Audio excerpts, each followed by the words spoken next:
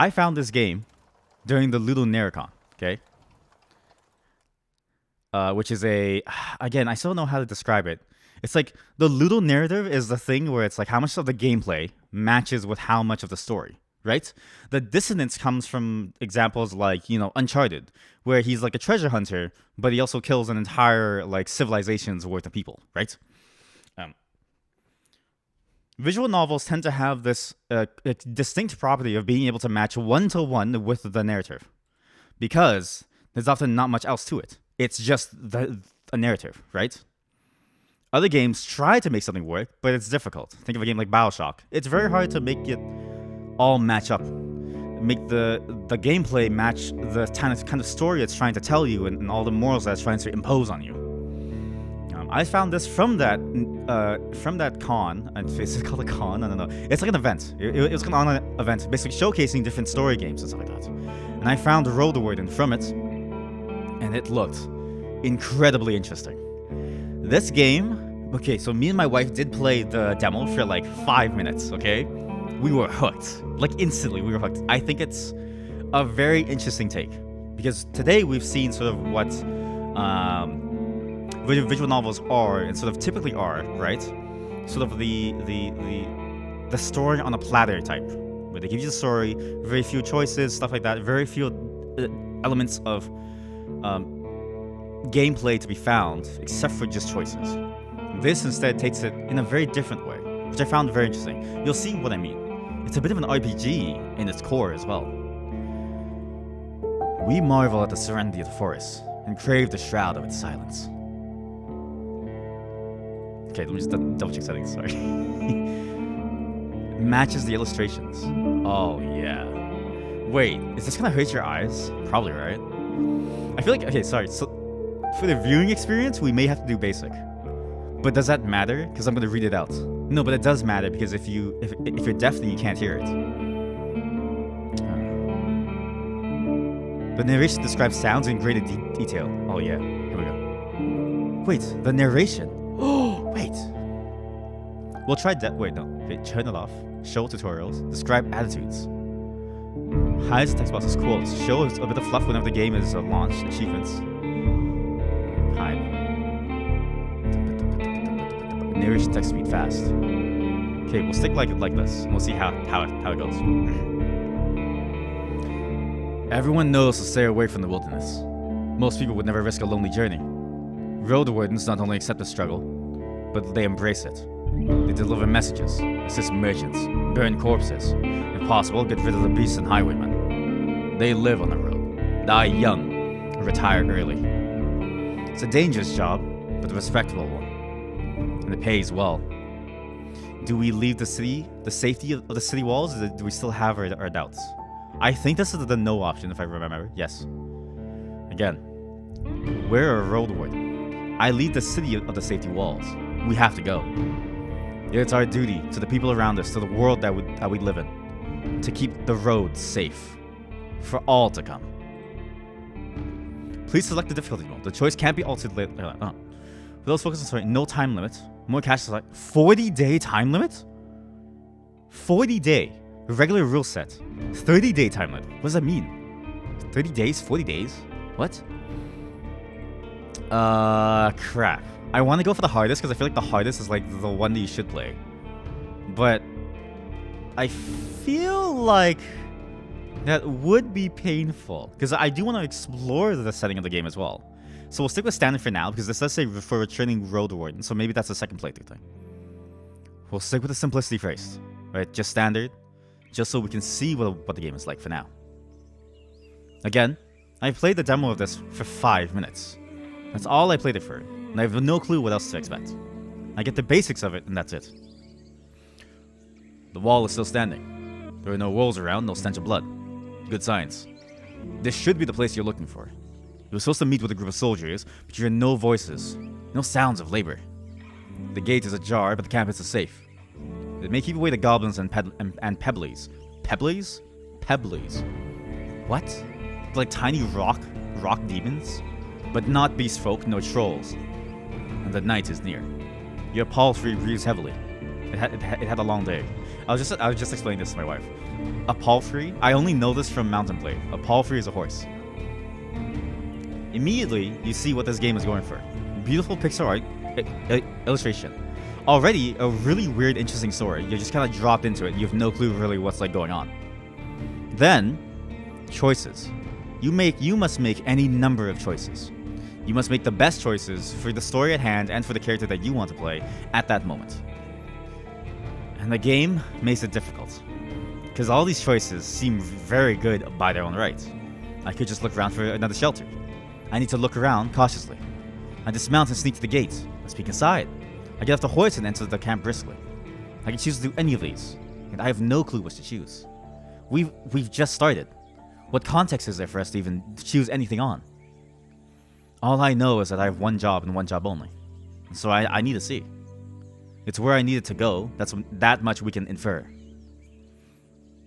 So but just to be safe, I think we should take a look around cautiously.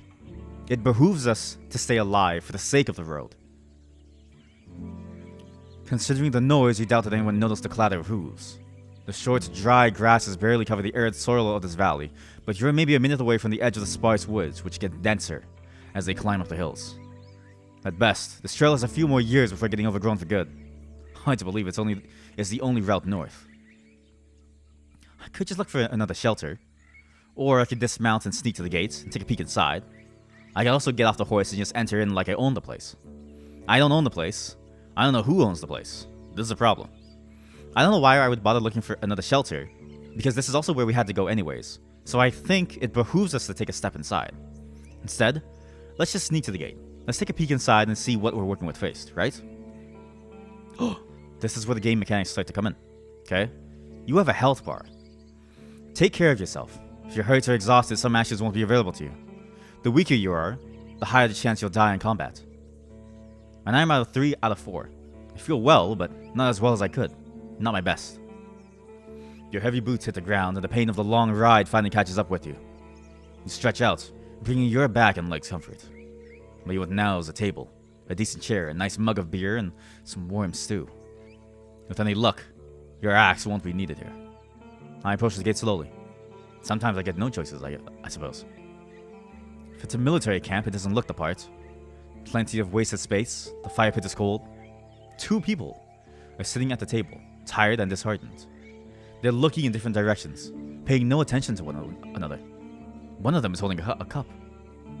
After a moment, you notice the quiet humming. You recognize the melody of a light-hearted drinking song from the city harbor. Now, they're drinking, so they could be on edge from all the alcohol.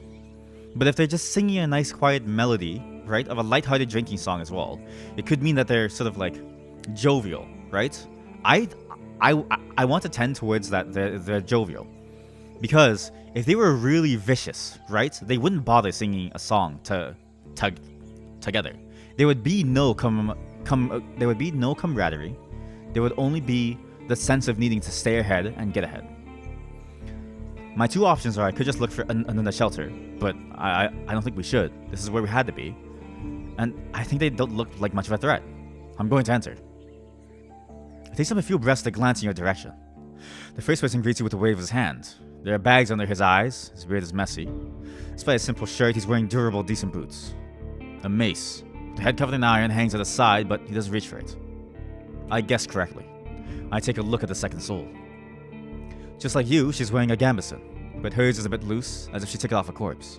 A gambeson being a sleeveless leather armor. Very hard leather. Her head is shaven, as if she's protecting herself from flesh-eating bugs. Ew. What the fuck? Her eyes are weary, yet kind. She smiles. Considering the squad was sent here half a year ago, these 2 surely looked apart. Though there should be more of them. 8, you believe. I could let them speak first. Or I could ask them immediately about their lieutenant, but I don't even know why I would ask that, really. What are lieutenants? Are lieutenants like the typical power structure? Like they're the ones who usually are at the top? And it's like your first point of contact with like a regiment of some kind? You know what? I'm clueless. Head empty, hand strong. I let them speak first. It's nice to see an unharmed traveler in this godforsaken shithole. Makes me just a tiny bit hopeful. The bearded man's voice is strong yet timid. You'll be staying the night with us, I guess. We're soldiers, he and I, adds the armored woman. Her moment switches from half asleep to relaxed. We'll do our best to keep the camp safe, but if you were to take the first watch, it'd be a huge help.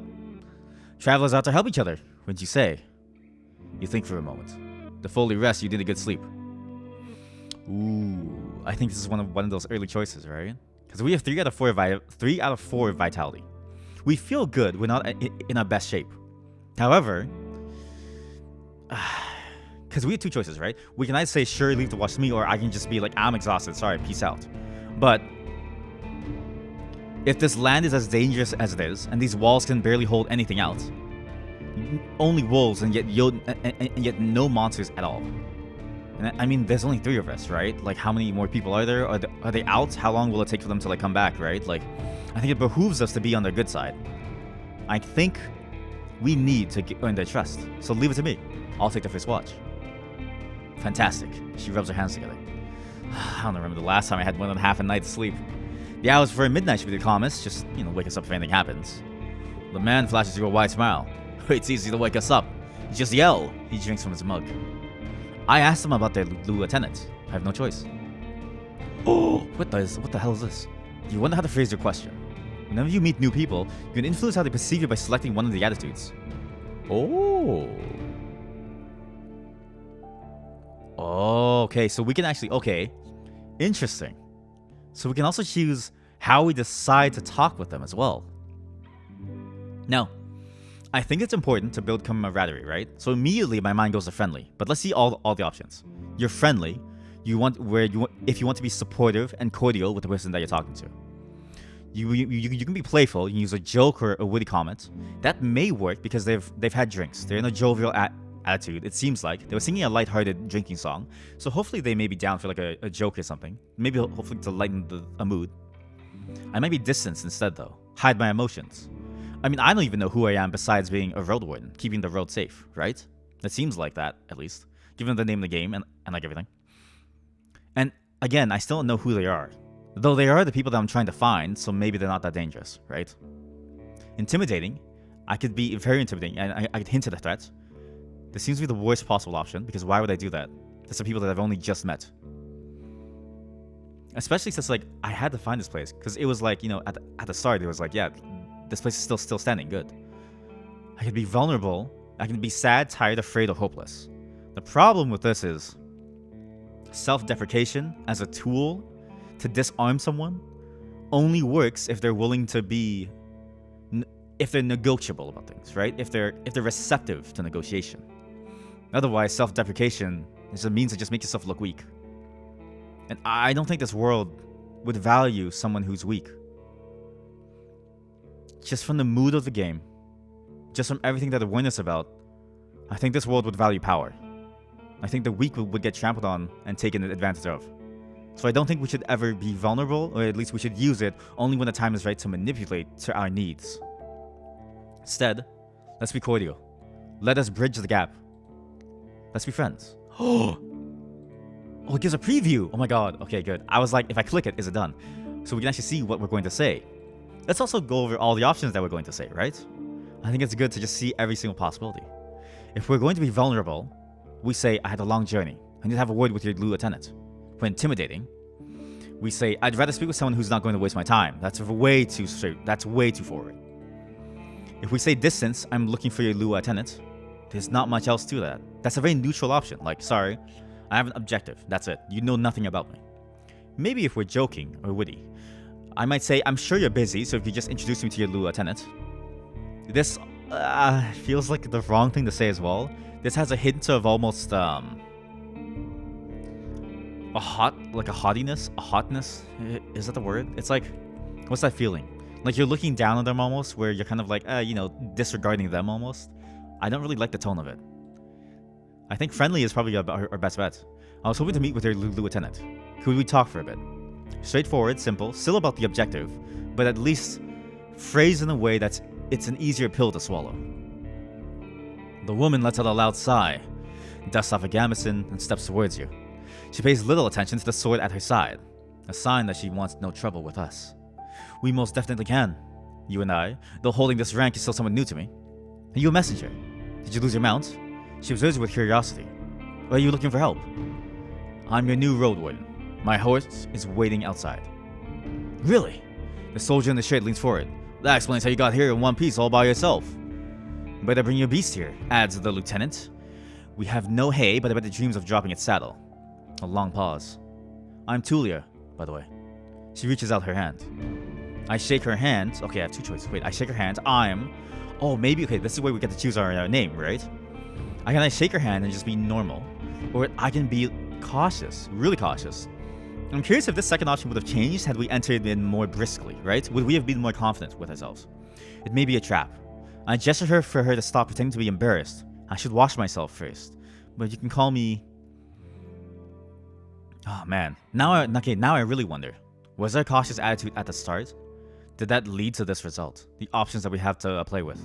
The things that we have on hand to even, like... The options that we're able to, like, say. But I think we can trust them. If they wanted to kill me, they would have killed me before. They would have reached for their sword and their mace. I shake her hand. I'm... How do you want people to call you? Leto? Jared Leto? As a default name? Let's not be Jared Leto. He's kinda creepy. Let's not be Jared Leto. I want to be someone more dignified. More honest. More open. Less into younger people. I'll be myself. Stick. You know? Let's not be Jared Leto. Let's just be Stick. Her grasp is confident. The shake is slight. Just keep your horse away from the tents. She steps away. We won't need to smell. We don't need to smell its dung. There's this one issue. The soldier in the shirt also rises to his feet. We've no tent to spare. You have to use a blanket or something. Two options. No problem. I enjoy observing the stars. Or I should be just sleeping on the ground anyway. I think we should just play along with it. We shouldn't make them a fuss, right? Even just look at the image itself. And think about the situation that they're in. Two alone. Probably not much to their name, considering that there's no one else really, right? I think we shouldn't, push them too hard, and we should just say, we should put up a front and say, I enjoy observing the stars, right? Instead of saying I should get used to sleeping on the ground, it's a bit like, oh, I guess I'm forced to. Okay, fine. Saying that I like to observe the stars is at least saying like, oh, it's fine. I like this anyway. It relieves the pressure from them. No problem. I enjoy observing the stars. You walk through the gate. Your mount looks around and snorts anxiously. Not many humans could ride a horse, true. It's not only taller than you, but also bulky. It's heavy as it is strong. You can get in the saddle within a single breath, but most people wouldn't know where to even begin. From every side, it's a wall of flesh. That's a very strange way to describe a horse. That's a really weird way to describe a horse. But that's true. A horse is just a wall of flesh, like a lot of flesh. It's a flesh bag that you just like hop on to like ride. Horses were brought to the Dragon Woods from the conquest in the south. You can trot for a long time, but won't outrun some of the local monsters. Jesus Christ, how fast are these monsters? Your palfrey needs you to survive, but without it, you too would be lost. It's my only companion here. I want it to feel at ease. Or I don't care how it feels, but I need to be strong if I want to travel, and I can't afford another one. That seems cruel, dude. It's... It's my only companion here. I want it to feel at ease. He's a few steps towards you, scolding you with another snort. He stretches the bottom of his neck with strength and confidence, just the way it likes it. Humans see useful animals, and even pets, as monsters in disguise. Getting emotionally attached to them is believed to lead humans to their doom. But you know that horses need companionship. I mean, even if it doesn't need companionship, right? Even if I didn't know that horses need companionship, I would know that it's a living being, and I think it deserves the respect of any living being, to be treated well. Plus, it's doing me a service. I get to ride it. I speak to it gently and lead it to the camp. You end up next to the fire pit. Removing the saddle makes the horse nicker with relief. You take a couple of minutes to examine its back, just in case. While the riding equipment is not that heavy for such a strong animal, with enough time it starts to chafe. Oh. Ooh, that sounds painful, actually. You wish it had something better to eat than this shabby grass. Should look for it in. I need to unpack. You haven't brought that many things, and you lost one of the sacks while fleeing the Crimson Corpse Eaters. What the fuck is a Crimson Corpse Eater? What the fuck? Hold up, wait. Okay, wait. So they made this dangerous job for someone to travel the roads to keep safe, okay? A road warden. There's monsters everywhere. There are things called Crimson Corpse Eaters. You know how scary that sounds, okay? The image that is evoked in my mind is a zombie, dripping in blood from all the bodies that it's eaten. And how does it get those bodies? It kills you. From the living to the dead, at least it eats you. You're only a corpse once you die, and by God, it'll kill you. Why did they send one person at a time, okay? Why do we never send a pack of people? Think of The Witcher. Why is there one Witcher? Why are they separated? Go as a pack, as a squad, you know, like a fighting squad. Treat it like a Fortnite match. I don't know, like drop from the bus, crank 90s on those Crimson Corpse Eaters. Come on, squad. Worst of all, you have no rope left. No, but maybe the soldiers could share one. Wait, what? Okay, wait. I've always thought of this, right? How come every RPG starts you off with no ropes? Like, they always say, like, oh, you ran out of ropes. And it's like, how many times do you... Like, what do you use a rope on that you no longer have ropes, you know? I've never been in a situation in real life where I've needed a rope. Well, okay, you know, I take that back. A rope could be a shitty ladder. Shouldn't cost more than a dragon bone? What? Dude, I thought we had inflation. Holy shit. Imagine a society with rope, okay? Just a bunch of like leaves and stuff tied together is so cheap. That twining a coil of rope is so cheap. It's so expensive, actually, that a dragon's bone could cover the cost. A fucking dragon. What? Dude, that's insane. Aside from the travel set, you own a few valuable possessions, essential for your trade. Wait, oh, yo, we gotta choose a class. Holy shit. So we can choose between fighter, mage, and scholar. We can also learn more about them, which I'm gonna choose, but I'm gonna read this first. And the different options to say are, I spent my savings on decent combat equipment. I have a fine gambeson, an axe made of steel, and a reliable crossbow with quarrels. That's what fighter. The mage instead has talismans that help me use my powers, as well as an iron axe with a worn gambeson. The scholar carries writing instruments and alchemical ingredients, as well as an iron axe, a worn gambeson, and a healing potion. That seems really good, actually. But let's learn more. As a fighter, you'll have an easier time in physical challenges thanks to your superior equipment, and hidden bonuses during dice rolls. You'll be physically more capable than the other classes, what opens up unique opportunities during some social interactions.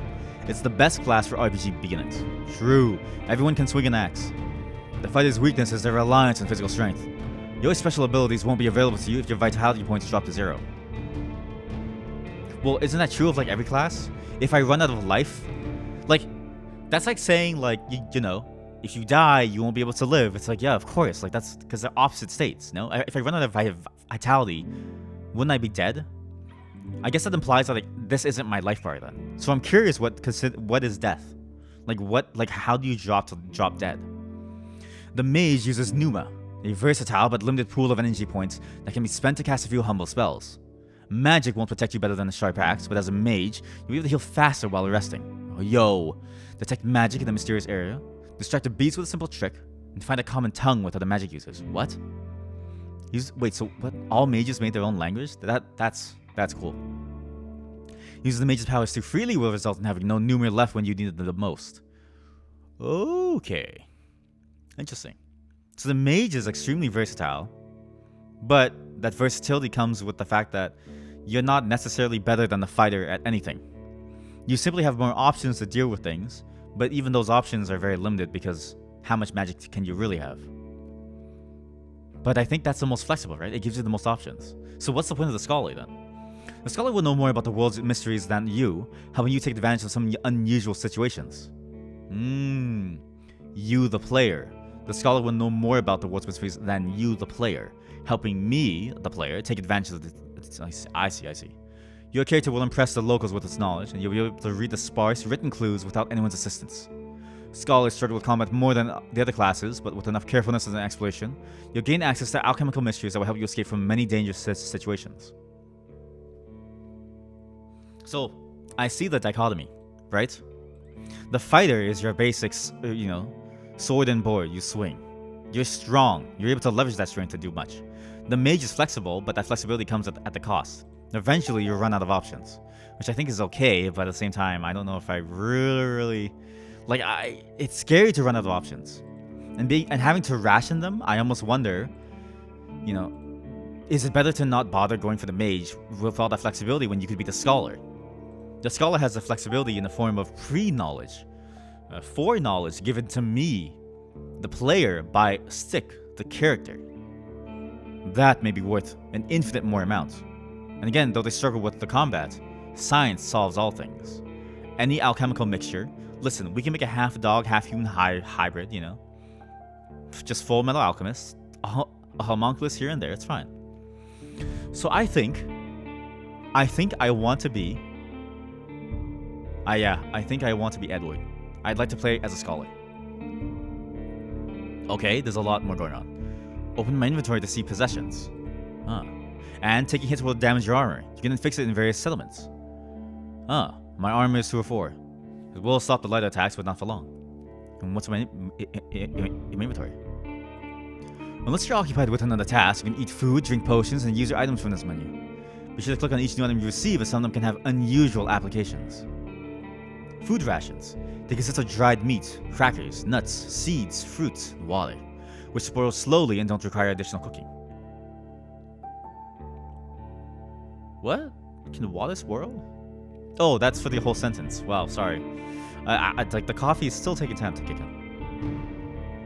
The fresh snacks spoil fast outside of a cellar, while long-lasting foods are either expensive, like honey or dried meat, or require cooking before consumption, like beans or grains. Most travelers spend their nights in taverns, huts, and villages, where they can trade for cheap, warm meals, or even eat leftovers for free. As a result, food rations are eaten only when necessary. Nourishment 2 out of 4. Wait, look, I have a nourishment bar. If I go back, I can't see it though. Oh, I can save from here too. Actually, perfect. And what are all of these? Sorry, let's just double check these. A journal. Holy hell, that's a lot of animals. What the? Wait, look, and it says there's still more to learn about them, right? So if I go for corpse eaters, for instance, these hairless, scaleless creatures, right? Resemble constantly stooped apes. Oh, that's a terrifying. That's a terrifying image. It still says there's still more to learn about them. Let's learn about the corpse eaters and the dragons because we've already encountered them, right? Let's see what they really are. These hairless, scaleless creatures resemble constantly stooped apes, but their limbs and torsos are extremely thin, as if there are barely any muscles on them. While they're nimble, their limited strength turn them into scavengers.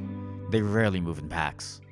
Wright's followers preach that corpse eaters should be purged from the Dragonwoods, no matter the cost. Who the hell is Wright? A famous tale from the tablets describes the ancient home of these meats, the Shadow Vale.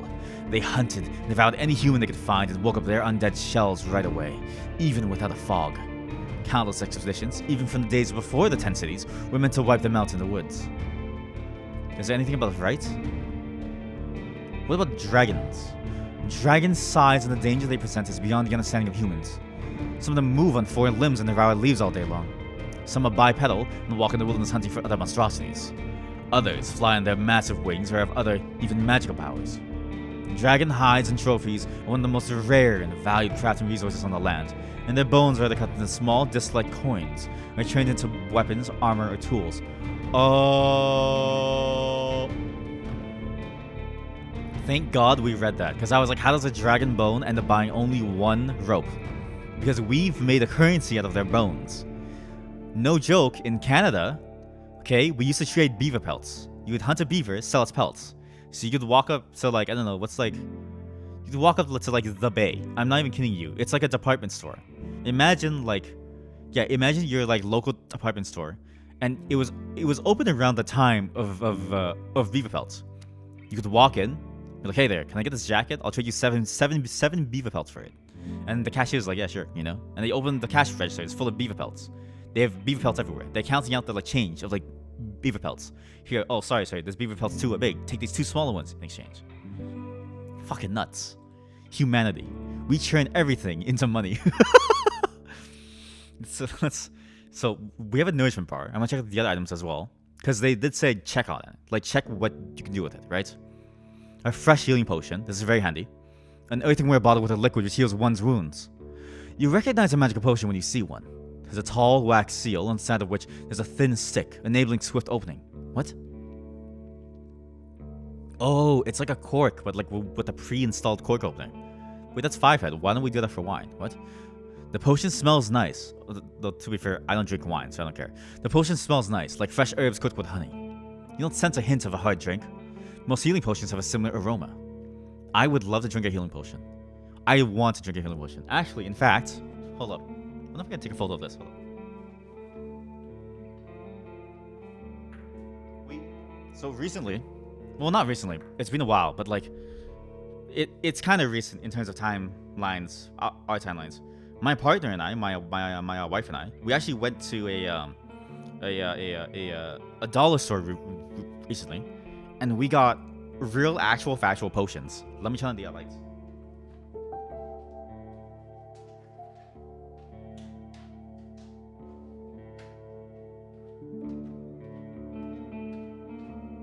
So, and they genuinely look like potion bottles.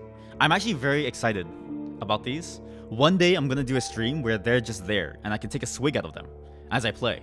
It maybe next time when we continue this game, I'm not done yet, but like when we continue it the next time, I'll have it set up to where we can do that, because these things look cool, very cool. Let me just get a good photo shot that doesn't reveal too much.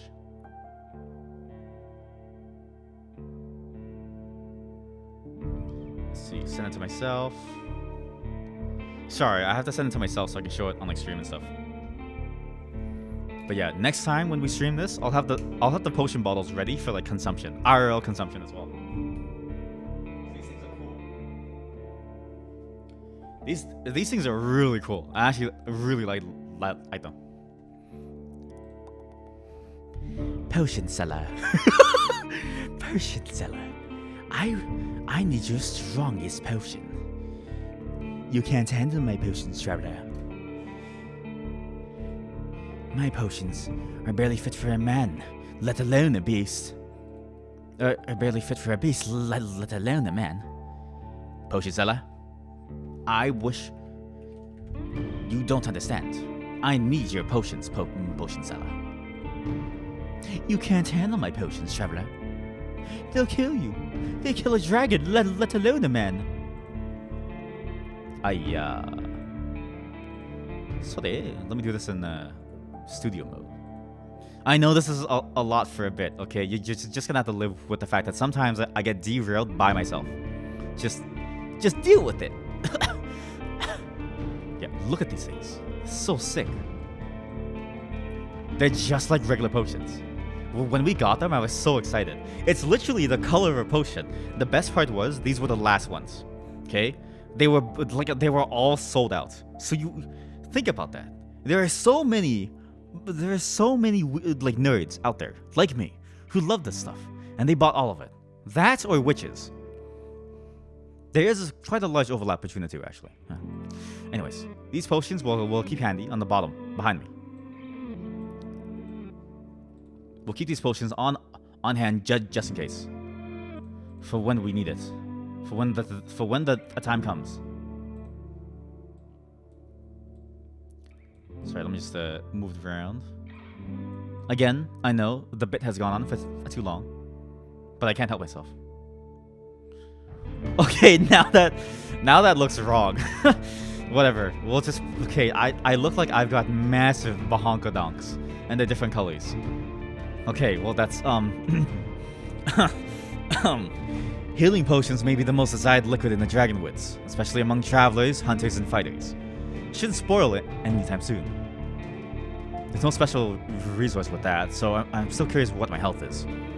A pouch with coins. The city artisans make coins by cutting dragon bones into slices. They are valued by merchants, though rarely used in the countryside. When it comes to trade, there's barely any connection between Hovlevin's marketplaces and the inns of the countryside. While city officials keep track of the value of different goods and oversee the legitimacy of used coins, the villagers prefer to barter or exchange their resources for work or other favors. A single coin is worth quite a lot among merchants. It allows you to stay and eat in a shoddy city tavern for about 5 days. Wait, Shoddy, shitty. Oh my god. Is that the etymology of the word shoddy? Is shitty? For about 5 days. For 10 coins, you'd buy a decent bow. For 20, a sword. For 100, a squad of mercenaries will be willing to face a family of trolls. Real shit. Wait, real shit. So right now with 5 coins, I can stay in the tavern for 25 days. I can afford half a bow, a quarter of a sword, and 1 mercenary willing to face 1 single, like, squirrel. That's not very good, actually. I'm broke as fuck. A gambeson. A padded defensive jacket made of linen, filled with rags. It's the cheapest type of armor, yet surprisingly effective, and as a result, very common. Padded jackets are an essential piece of any armor set. They protect the wearer's chest, abdomen, arms, and thighs. The lighter jackets, called akatins, are worn under heavier sets made of alloys or chitin. Chitin being like a carapace. While the thicker ones, known as gambesons, are worn alone. They're relatively easy to make, and while not all travelers can afford them, or wear them for hours without getting tired, they're commonly used by guides, mercenaries, and soldiers. Your armor is not in best shape and could use some additional work. Now, oh yes, the ingredients. How do we use these? To brew new potions, you need to find suitable tools and some undisturbed time. So time is of the essence. That's why it says 40 days. Every second, every hour counts. Brewing is difficult, and your alchemical skills, while humble, are valuable. I have a bundle of black woundworts, a caviar mushroom, a snakebait flower, a jar of cursed sorrel, a piece of flower-looking driftwood, a collection of fresh rare herbs. I thought it said boyfriend. I was like, I have a boyfriend, a mushroom found at the wetlands. I'm gonna call it boyfriend. I have a boyfriend, a mushroom found at the wetlands, a basalt rock powdered on the top of the mountain, and a bunch of marsh beetles. Alchemy is meant to fill liquids with pneuma, replacing the required power in the mastery of spells with special ingredients, rituals, and instruments. Your collection includes rare liquids, plants, rocks, and animal remains. It's not enough to brew a powerful mixture, but without them, even the most expensive workroom would be of little use. Finding new ingredients takes a bit of courage, but it's also a part of your daily routine. Whenever you find something interesting growing near a road, you gather it for later use, just in case. Because of that, you also know the basics of herbalism, a less spectacular art which allows you to achieve predictable results without depending on unreliable pneuma. Unreliable to you. To a mage, it is the greatest tool we have. My travel set. Your sacks contain all sorts of useful tools. My sacks contain 2 tools. Sorry. I just had to say it. Sorry. All sorts of odds and ends that you've taken on this journey, just in case. A rainproof cloak, just the bone needles and a thread, an iron knife, blade sharpener, tinder box, and a couple of tallow candles. A bunch of rags used to make torches, plus a flask of oil, a pair of protective gloves made of thick leather. The list goes on and on. A Game Boy Advance, for some reason. Writing instruments, parchment scrolls kept in tubes, ink, quills, and wax tablets made with a bone stylus. Most Northerners are illiterate, but they're happy to meet someone who can write a letter in their name. Oh, I can sell my services. Most people in the Dragonwoods don't need to know how to read or write. The lessons are time-consuming and often expensive. The exchange of written text is practiced among people who need to create complex, exact documents and keep them in good condition for years, even centuries. This group includes priests, lawyers, inventories, officials, richer merchants, and high-ranking military chieftains. Wait, hold up. So you know how, like, Britain, right, has been around for, like, hundreds of years, thousands, right? And trade goods, yeah, you had to, like, write them down to be able to do inventory and, like, make sure that all the money's kept for it and stuff. Do long-lasting civilizations keep long-lasting records of trade? Like, somewhere in, like, the British Bank or, like, something. Is it the Royal Bank? I don't know.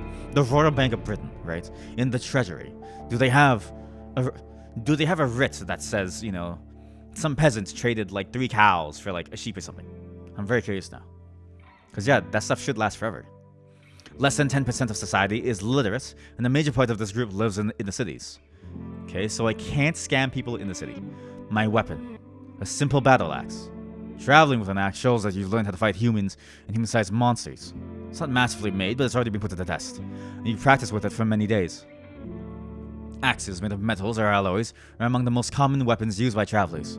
Not as safe as spears, not as fancy as swords, but the powerful strikes can get you through animal shells, scales, or thick furs, as well as most armors. Not great when it comes to parrying, but a single strike may be enough to leave a devastating wound. Still, the vast majority of them are used by lumberjacks, farmers, or carpenters, and pretty much every household in the countryside owns at least one just in case. Their shapes, sizes, and used materials vary. Heads are made of stone, especially flint, bones, chitin, and massive seashells, while handles are almost always made of wood, antlers, and leather straps. Huh. So we're kind of, okay, we're not stacked. We're kind of stacked, but we're not stacked, right? We don't really have too much. You unpack and inspect your belongings. Your water skin isn't pierced. The spare clothes are still here. Just in case, you take a look at your wooden bowl and mug, your cape, tinderbox, bandages, food rations, knife. Nothing too special or too cumbersome. From time to time, your routine helps you avoid mistakes, but this doesn't make it any more exciting. I return to the soldiers. Wait, I literally just did that. What my character just said he did, that's what I did. I went through my entire inventory as a routine. That's wow. That's huh. What's the difference? What's the difference? What's the opposite of dissonance? Harmony, right? That was little narrative harmony at work. Pure magic. That was actually really cool. Wow. They're at the table again, observing your beast and chatting between themselves. Your stomach growls at the sight of them eating in the wooden bowls. One more bowl was put at the previously unused end of the table. You can sit down on a tree log. So, 3 options. I join them and take a look at the meal. I think I can thank them for the meal, but then I can say I don't want to eat with them. I can instead sit down and just ask Tulia what she can tell me about this area. Or I can ignore the meal and sit down and speak to Tulia. When given a gift, I think it's cordial to accept. And I think they wouldn't give it to me if they didn't want to give it to me. And them giving it to me first is also kind of, they're the ones risking the most. The person who first gives a gift is the one who has the most to risk, the most to lose, because they give it with no expectation of ever getting something in return. And so I think it's right to sit down with them and eat the meal with them. Again, to build camaraderie. They're soldiers.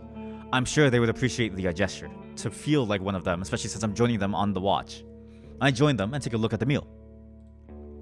It's cold gruel, the meal eaten in times of hardship. The specific bowl is filled with water, hog millet, some strange-looking cereals, and blueberries. Welcoming you with a meal, even a humble one, is beyond their duty. Soldiers live with and for their companions, constantly on the move from one part of the realm to another, making sacrifices to protect their group as they face dozens of hideous creatures. Their lives are filled with discipline, hardship, and camaraderie. Roadwardens, on the other hand, learn how to work by themselves. They seldom engage in open combat, patrolling the same roads for years. They help the settlement stay in touch, but also maintain commerce, settle down, forge friendships. When there are no laws to follow, they use their own judgment. Different responsibilities, different lifestyles. I can see I've also gained a new resource here of new nourishment. So that's why the food had it. It just didn't show me it yet. Keeping your stomach full will make you stronger. Starvation won't allow you to restore vitality while resting. You can find your supplies in the inventory. That's okay. That's a lot of okay. That's interesting. If you're not nourished, you will not heal. Huh. I eat quickly, not focusing on the taste, then speak with Tulia. She's focused and chooses her words carefully. She looks away only when she gathers her thoughts. I'm afraid I can tell you less than I would like to, and less than I should. She nods towards the other shoulder. Soldier. Sorry, my mouth is getting dry. Let me drink some water.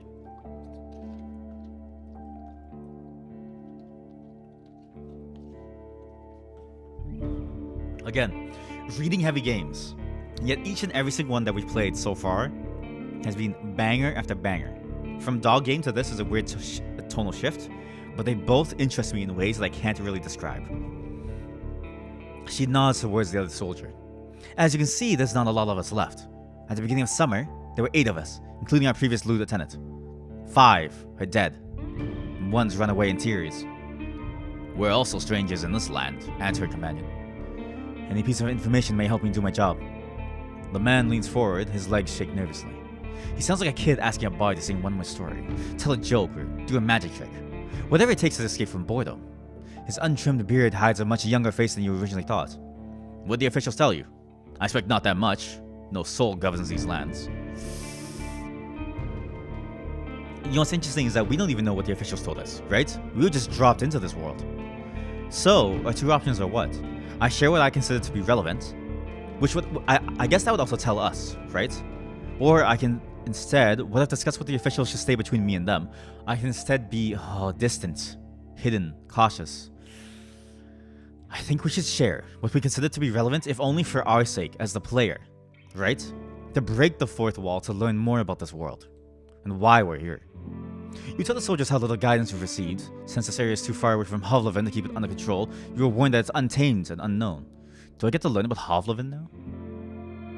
Hovlevin? Yo. The city of Hovlevin, one of the greatest harbors in the Dragonwoods and the heart of the northwestern province of the 10 cities. I was hired by its officials and merchants. Holy hell. Wait, there's a lot. The Dragonwoods, a territory set in the northern parts of the land, separated from the southern realms by the growing mountains. It's covered with forests, wetlands, jungles, and meadows, sewn together with a dense weeb of...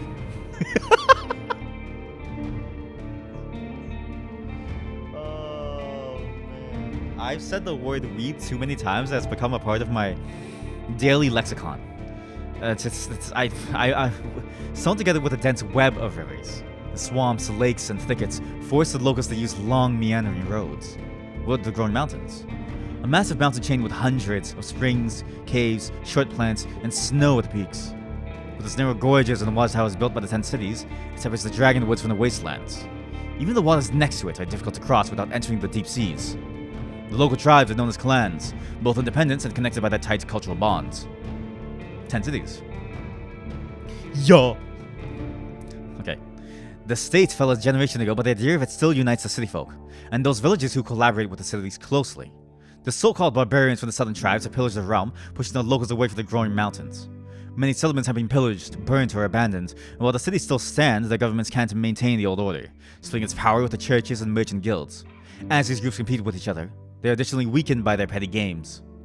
There's only 9 of the 10 cities left, with the last one being overrun by scavengers, undead, and monsters. The remaining ones are ruled independently by their own chiefs, controlling the territory that belongs to their province. This explains why we need Roadwardens then, right? They're together only in name, but truth is they operate as their own independent states. The Roadwardens, then, are the blood between them, traveling the veins that are the roads. Fuck. It's Death Stranding all over again. God damn it, it's Death Stranding all over again. Jesus Christ. Dude, fuck. Was Kojima, like... fuck, was it... I think Hideo Kojima really was a genius, right? This is a Strand-type game. This is a Strand-type game! What the fuck? Wait, this is a Strand-type game. Okay. Now, I understand what we're doing here. We're playing a Strand-type game. Where was I? Sorry.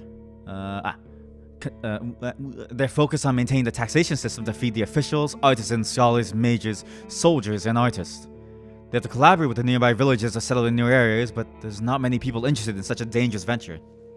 Aside from protecting those living among the walls, the cities patrol the roads, pay the innkeepers to maintain shelters, guard the temples and chapels of the United Church, send soldiers to settlements, and hunt for the undead, unusual beasts, or criminals, though, if possible, the soldiers would rather hire specialists to take care of such tasks. This is both a Strand-type game and a Witcher-type game. That's insane. The villagers collaborate with the cities by signing taxation deals.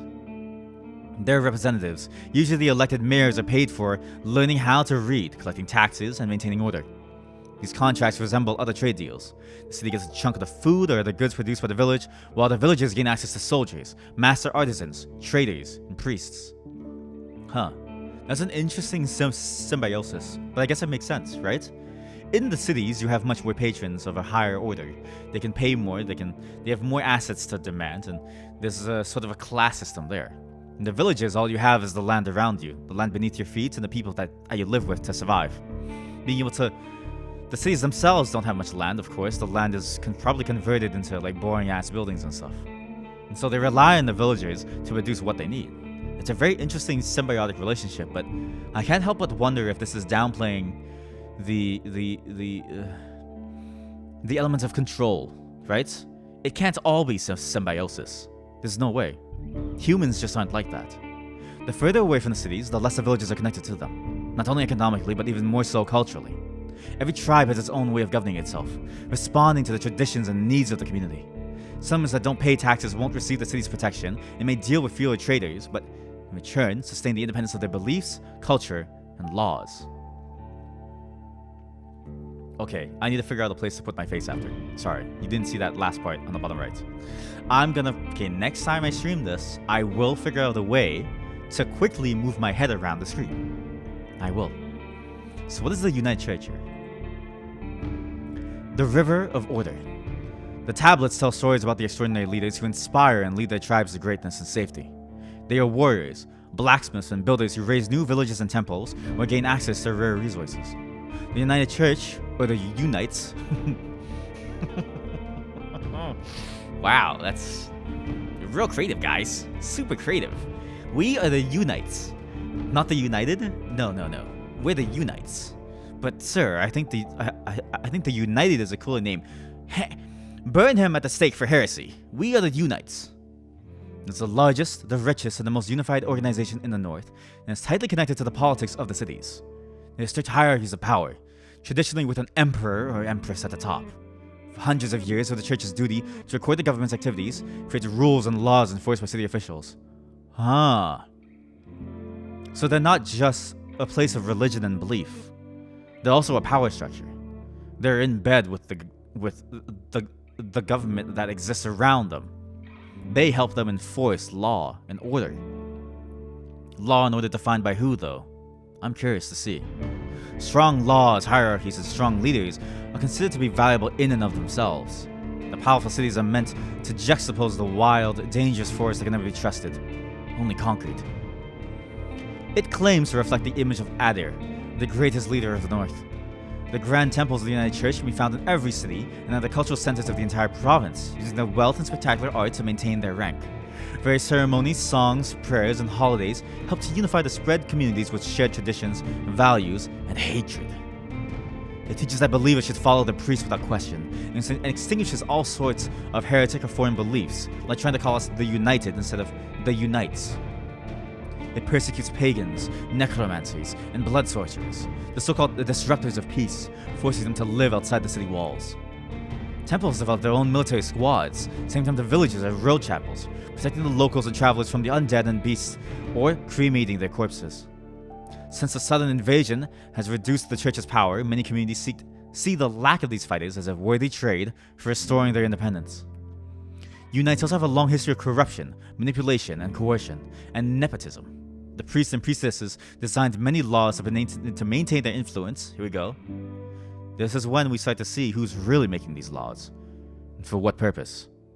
What lies before us? To maintain their influence and develop connections for the sake of their families, offspring, and friends. In most cities, the priesthood doesn't even pretend to be impartial. There's so much lore, I need to get water. I'll be back. But I need to get water because there's so much lore that I think we have to go through that's worth it, okay? I'll be back. Really quick. Okay, I'm back. Sorry about that. Just had to get some water, you know? I definitely didn't say something to only the viewers. No. Let's see. Okay, there's a lot to go through. Pagans. I do want to see what the pagans are, and I want to see what Snoomer is, okay? I know this is a lot to go through, but I think it's important for us to get a sense of the world that we're starting to enter into. Because we came into this world with nothing but with nothing but sentience, but sapience. We have no sense of what is going on in this world. It's important for us to understand, I think, in order to be able to navigate the complexities of this place. What about pagans? Rites followers. Rites followers. So, rites. Here we go. Rites tablets were written almost 2,000 years ago by many authors. After 500 years, Adir, the first emperor, changed some of them into a collection of religious teachings. The Rite is a monotheistic god described in Rites tablets. They tell about superhuman deeds of colorful heroes struggling with symbolic challenges and creatures. They don't focus on a specific ethnic group and were created when the northern tribes were still far from forming shared identities. The tablets also don't explain much about the creation, purpose, or destiny of the world, focusing more on daily life and ethics. The passage of time and complexity of these sources makes them confusing, almost incomprehensible, and they often contradict each other. The church has put a lot of effort into analyzing them, yet often disagree on even the most basic topics. Very similar to real life. The teachings most priests agree on, are that the right is the only God who fills human shells with souls. It's willing to forgive human wrongdoings if one decides to turn away from the evil deeds and bases their lives on truth, kindness, and justice. The value of one's life is not grand. Thus, every believer ought to be ready to sacrifice their life in the name of what's right, and listen to the right will, just as the heroes of the tablet said. All humans will be judged by their deeds, both in this life and after death. I think that's enough for us to go with. So we now know about Hovlevin. It's one of the cities, and we've been hired by them. This is why we patrol around it. Since the area is too far away from Hovlin to keep it under control, you are warned that it's untamed and unknown. Who knows how many villages, bandits, or monsters may be found in these unmapped hills and forests. From time to time, new people come here to look for boundless opportunities. Most of them never return. Do they turn to walking corpses and find what they're looking for? No soul could tell me, so I was looking for your guidance. The lieutenant drinks from her cup and crosses her legs, ankle on knee. Seeing her chair makes you doubt she'll ever find a comfortable position. Where should we start? Holy cannoli, there's a lot to talk about. Oh, there's a lot of topics. What are that? 8 topics? And then down here, what's this? Before I continue my journey, I need to ask them about the peninsula, the Roadwarden, and the rope. So, it seems like there are optional things that you can ask about. That simply gives probably more lore, but also maybe clues, right? I feel like it's better to ask everything, because I feel like as an individual tasked with keeping the road safe, as a road warden, I feel like information is our best tool on staying alive. We're but one man, one person, one human, right? What can we possibly do to stay alive? By ourselves. We need to know. Knowledge is power. Start from the top. What should I know about the peninsula? I'll tell you what I know, and you'll be the judge, says the lieutenant. How long did it take you to get here from the city? On a decent palfrey, I guess it'd be 3-4 days. When you confirm, she continues. From here, you can reach the coast in about a day, as long as you don't make any stops. Do you know the situation? Why no ships can get here? You nod. The sea route allows Hovlevin officials to keep in touch with the coastal villages, collect taxes, move the soldiers, collect lumber. I almost said collect tumbler. Collect lumber, deliver tools. But maintaining order on a wild coast such as this one is like filling the ocean depths with coins. Because of the rocks. You can only stop a ship 5 miles from shore and the boats can't get much closer. She nods. I don't know much about fishing, but there's not many people living by the shore, and they don't crave to stay in touch with the city folk. As she pauses, her companion carries on. No soul from the north ever came to the camp, but when we travel to the roadside inn, Pelt of the North, they're happy to trade, and to play dice. Why not just stay at one of the settlements, and also Pelt of the North? Do I get something for that too? No. I do not. Fascinating. See this? We get something for Hovlevin, but the Pelt of the North Inn is also up. It's like a keyword, but we don't get anything for it. I'm assuming because we've never been there, right? So let's continue. Why not just stay at one of the settlements then? The man clears his throat. I mean, you know, we're to guard this road. This camp is a post, and well, he turns to word Tulia. She lowers her voice. Don't take the wrong way, Stick, but are you a devout soul? Holy cannoli ravioli.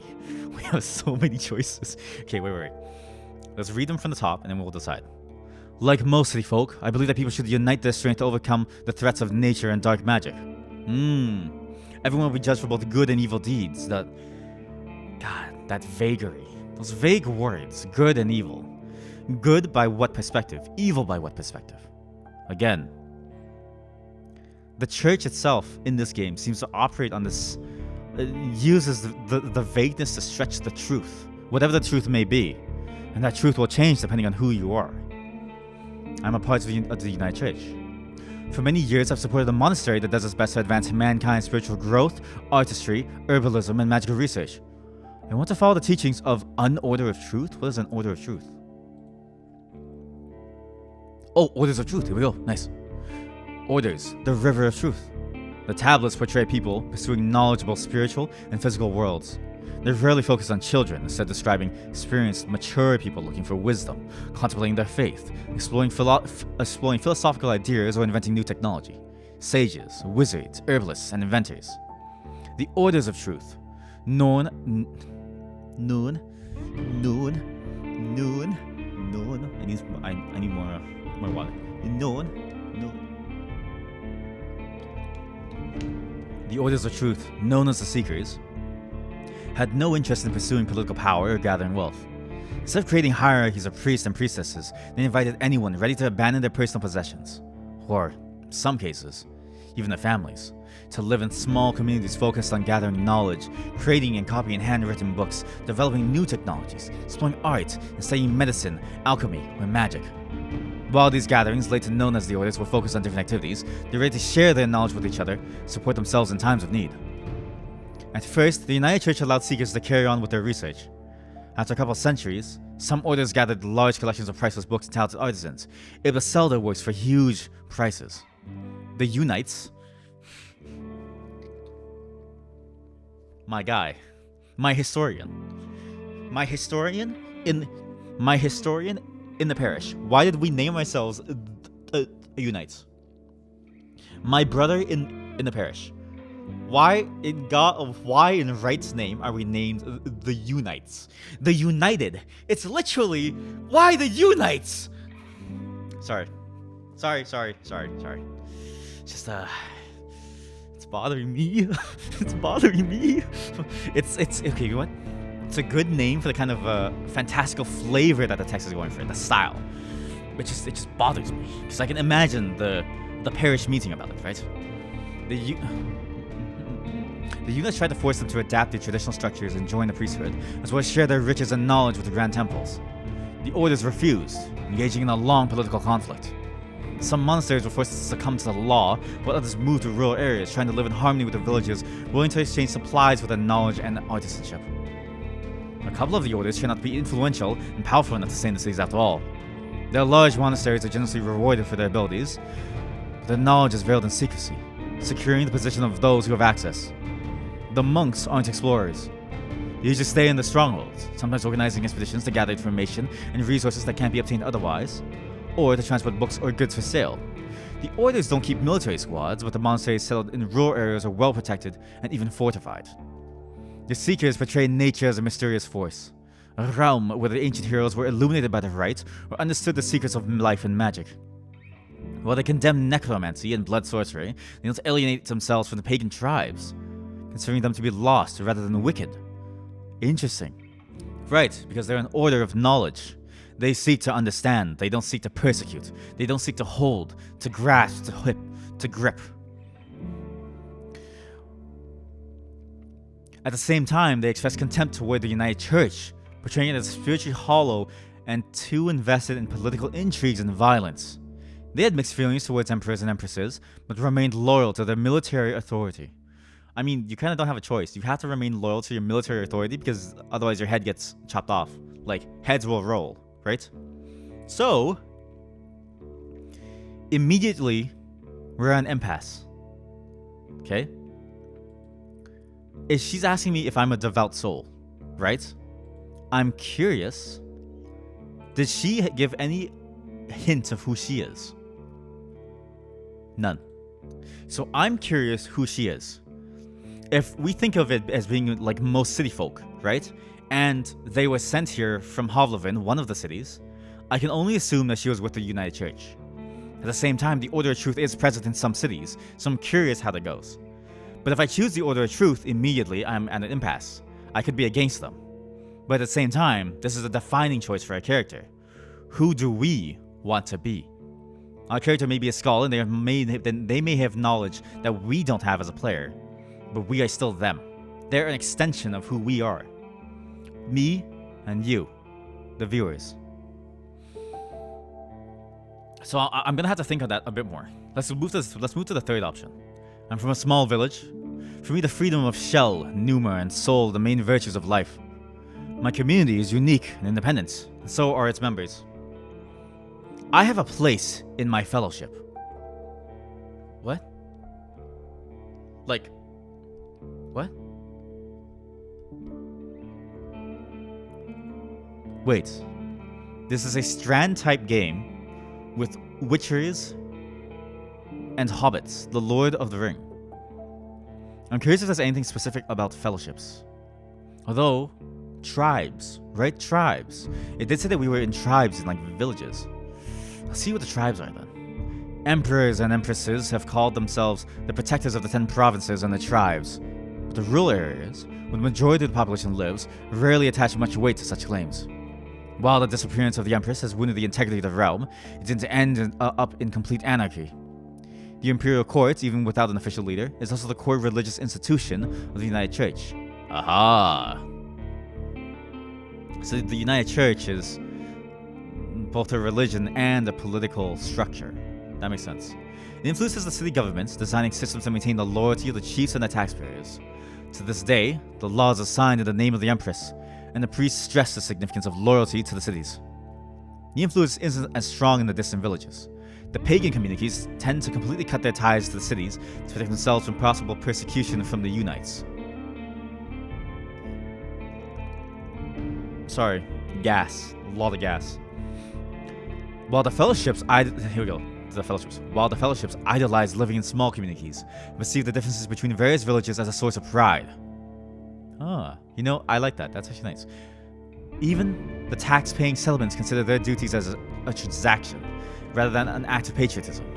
They pay for the protection, security on the roads, and to maintain a good relationship with city merchants. Most villagers, asked where they're from, would answer that they're from here, meaning their home. They wouldn't even consider stating that they're tied to a nation or a city, to a province or a city, or that they belong to the same nation as someone who lives a week of traveling away from them. Some villagers are closely related to each other, even by blood, and therefore see themselves as being one tribe, but such ties get looser with the passage of time. So, I see how it is. Less of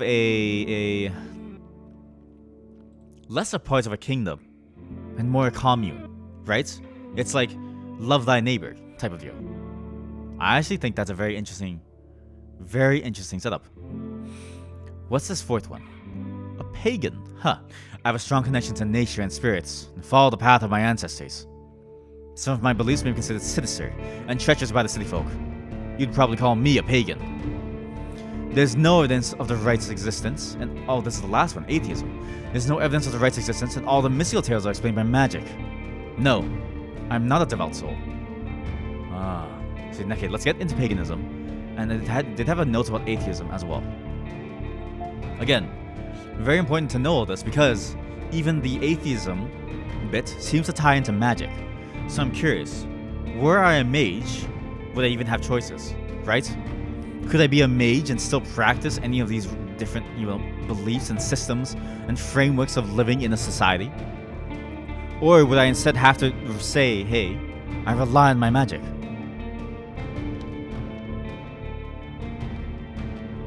Sorry, I had to drink some more water. Also need to move the mic around so it's the sound comes through clearer. There we go. There we go. Oh yeah, that's good. Oh yeah. Yeah, that's good. That's really good. Nope, too close. Nah, too far. Yeah, that's good. That's good. Pagans. Right's followers see other religions as paganism.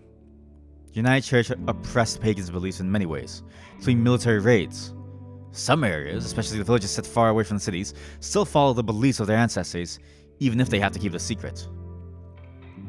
Some of them are indeed limited to a single tribe, but they're also popular ideas that reappear in various shapes across the entire realm. Some communities praise minor deities connected to specific trees, hills, or rivers, while others tend to focus on living in harmony with nature or in practicing strict sets of rules following an archaic, conservative lifestyle. Even though most pagans condemn blood sorcery, it's common for shamans, druids, and witches to practice necromancy. Some practices can get dark. Animal and human sacrifices are considered especially appalling. A number of pagan settlements, as well as those that merge paganism with the teachings of fellowships, has been increasing ever since the southern invasion and reduced the influence of the United Church. The settlers from the south also bring their own traditions. Sorry, one moment. Spam call. Okay, I'm back. So interestingly, paganism is different from pure atheism. They still believe in something, but they believe in a world around them that they can perceive. And that they don't. It's just an alternative religions that are being snuffed out by the majority. And atheism is there are plenty of people who don't follow any type of religious beliefs. In some places, atheists are the majority, while in others they are treated as pagans. Oh, and protect themselves by participating in religious rituals despite their lack of conviction. Ah. So, we have some very interesting choices. We can choose to be a pagan, which means we don't follow the traditional norm. And yet, depending on our, choice, we may even take part in stuff like blood magic or necromancy. Well, wait, they have topics. Wait. People who can't develop efficient magical skills can substitute them with the power held in human blood. The possibilities of this discipline are potentially limitless. As long as one can perform the correct ritual supplied with the required energy, even a child would be able to use blood sorcery to summon an earthquake. However, this sort of power is very inefficient. One can achieve minor results by cutting their skin using their own blood. But greedy blood mages sacrifice human lives or collect supplies from captives held on the verge of death. According to the stories, Adir, the first emperor, executed a mage who had murdered hundreds of people just to cast a single spell, turning them into an army of the undead. Rites tablets explicitly forbid any sort of blood magic, although for some pagans there are times when using it is excusable. Did we learn about the rites? We did. What about Adir now? Over 1500 years ago, Adir was one of the many chieftains, aiming to unite the nearby tribes. He was the first one who managed to establish an alliance with the clans of the growing mountains. Adir's army gained access to steel equipment, which allowed him to dominate more villages than any leader before him. God damn it, this guy went mining for steel ore. This guy is like he's 20 mining level and like 30 smithing level in RuneScape. He took the server by storm. That's actually nuts. After a few spectacular conquests that helped him grow and feed his army, another dozen chiefs agreed to assist his campaign and provide him with recruits and supplies in exchange for their survival and partial independence. Adir became the ruler of the first major province. The influence of his tribe's religion kept growing as the first laws were based upon the values presented in the tablets. During the next 5 centuries, the emperors and empresses conquered new grounds, dividing the lands north of the growing mountains into 10 provinces, all of which were following the teachings of the United Church, the religion led by the imperial court.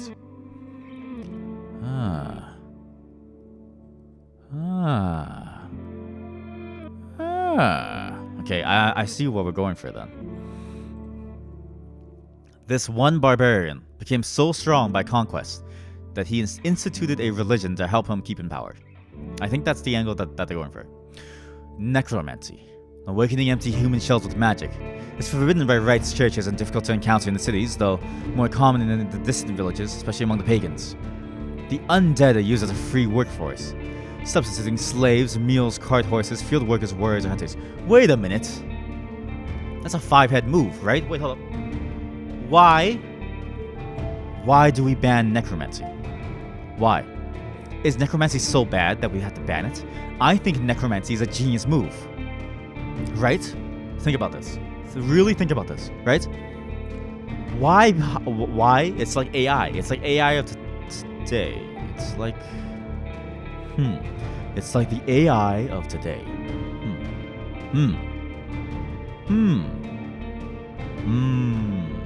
Okay, I take back what I was going to say. It's not good to have necromancy because then they're gonna literally take people's jobs. They're literally gonna make it worse for people, and the governing class is going to take advantage of that and make you work harder despite the fact that you're working alongside a skeleton. Necromancy is bad. Bad for the economy. The undead controlled by the necromancers are obedient, but once their owner loses consciousness outside of falling asleep or dies, the corpses they control are set free, filled with the desire to murder as many humans as they can for the rest of eternity and feast on their blood. As a result, overly ambitious necromancers are condemned by the communities. Now, that's interesting to me, because in this game it proposes that necromancy has a practical purpose. So the pagans I think are very much justified in trying to build a practical set of workers for themselves in order to be able to live life peacefully within the wilds. And these are truly wilds. We had to fight off Crimson Corpse Eaters before we came here based on the words that we said, right? So, I can imagine, why not make use of a life twice? First as they live, to grow and foster a relationship with, then when they die, as a warrior to further protect the living, to help the living. And so I can see why the pagans are so plentiful At least so it seems from the writing. They're simply people trying to make the best of a bad situation. Living in a cold world where at any moment you can fall prey, a victim, to a beast beyond human understanding. And like all things, and again, I don't think it's fair to condemn a pagan. Not necessarily, at least for the powers that they hold. If you think about it, whether it's blood magic, necromancy, or the power of coin, does the United Church not follow and fall into the same flaws as a pagan with too many ambitions? I think so. I really do think so. This is a hard choice though. Because now we know all of it, right? The Order of Truth seems to be the most neutral. They want to advance humanity as a whole. I could instead be like, I only care about my people, my small village, but I don't want to be like that. I think both in the sense of who we are as a character, what duty we have, as well as who I want to be, I think being in a fellowship is the worst option. Why would we care about the road if the only road that we care is the one that immediately surrounds us, my people, right? I don't want to be the United Church. It feels vanilla. Very vanilla, doesn't feel fun. Also, B, they seem like assholes, so let's not be an asshole. But it would be fun to be evil once, right? Crap. Do we choose to be evil, neutral, or possibly evil? Or do we choose to not believe in either of those and just say, fuck it, we go with the flow, buddy. Magic, baby, let's go, you know? Hard choice. You know what? I want to be good and evil, right? I want to be free to make those decisions myself. I wish to be a pagan. I don't believe in what other people do. It's like that meme of the guy in the corner of the party, right? And he has his like little birthday hat on, and he's like holding a drink, and he just looks like kind of like you know, done with like things. And he's like, nobody here knows that I'm a pagan.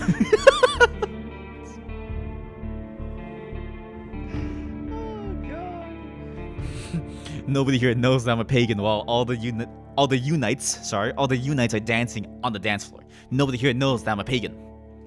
I'm a pagan. I have a strong connection to nature and spirits and follow the path of my ancestors. Some of my beliefs may be considered sinister and treacherous by the city folk.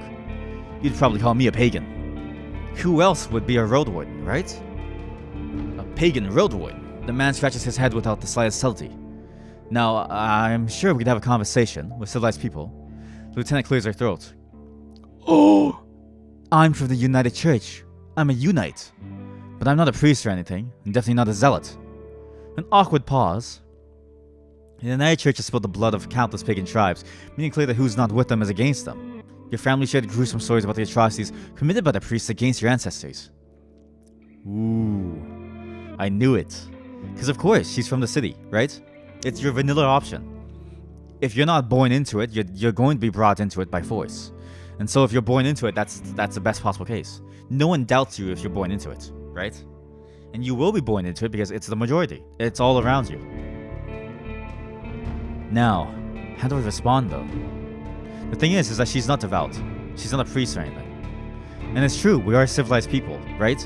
There's no need to look for, a fight or anything. It is awkward, and sure, we are enemies, but what is my higher duty, right? I may be a pagan, but first and foremost, am I a pagan or am I a Roadwarden? I think that's what we're trying to decide here. Because our two choices are, sure, I'm not looking for squabbles, live and let live, right? Or I frown in silence. I think above all else, I wish to value the duty that we uphold. We're a Roadwarden. We are a Roadwarden first and foremost. And so it doesn't matter whether she's a Unite or anybody else, and whether we're a pagan or not. We're civilized. I'm here to connect us, to connect all the world around us, these roads less traveled. Sure, I'm not looking for squabbles. Sorry, Wally. That's a lot of reading.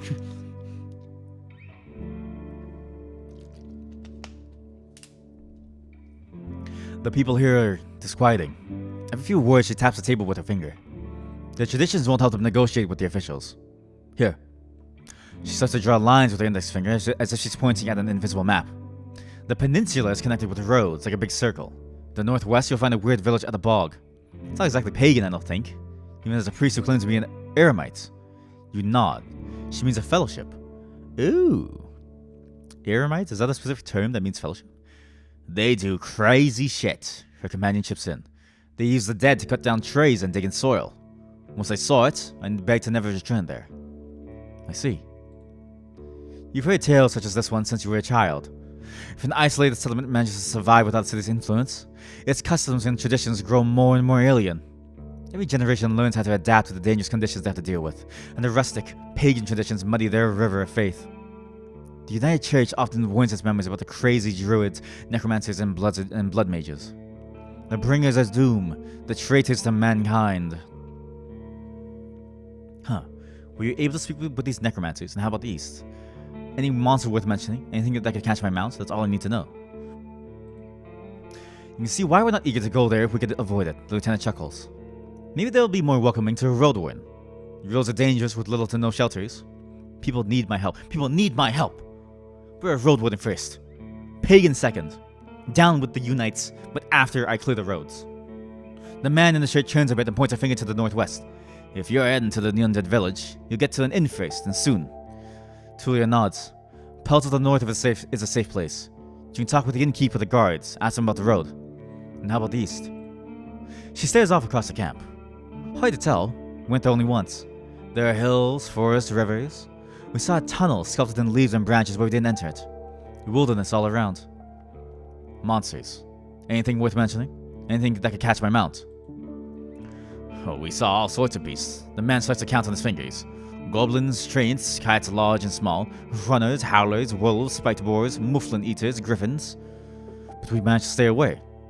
Some could catch up with most mounts, Trulia glances at her companion. Though a palfrey should be fine.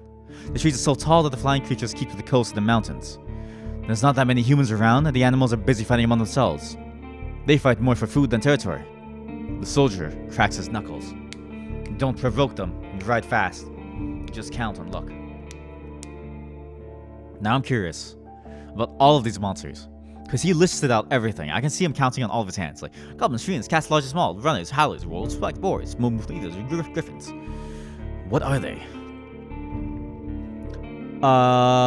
Dear God, there's so much to read. Let's get runners. I feel like runners are the thing that will definitely run us down, right? Runners. These birds. Okay, so we won't encounter runners because of the trees then. These birds are usually larger and taller than humans, but there's not many of them left. Like all birds, they move on two legs, but their wings are very short, and it's anyone's guess what their actual purpose is. Oh, so they don't fly. Oh shit, so we may encounter them. Travelers often encounter these creatures near the roads. Oh no. But they also do well in the woods. Their beaks are as large as a human head, Jesus Christ, and their strong necks allow them to easily get through their prey's skin. An unarmed soul would never be able to hurt one of them, but blades, especially those made of steel, pierce them easily. Oh no. Do you see what the game is doing? Preparation is key. If I never read this, I would have never known. My axe is going to be useless against them. Shit. What else did it say? Goblins. Any goblins? These furry creatures. Ooh, they're like, God, what are those, the furbos? Haribos? It's like those, I forgot the name. I'll post a picture of it after. These furry creatures can move both on two legs and on all fours. While they resemble apes, they spend most of their time on the ground, capable of hunting for their prey and seeking new temporal shelters. Many people, both in the monasteries of the Orders of Truth and the marketplaces, argue how smart a goblin can really get. It's clear that they can fight with a pointed stick, or pick up an abandoned sword, but it looks like they can't even start their own fire, nor speak. Nonetheless, some people call their lairs camps. Treants, right? Yeah, treants. Dude, even...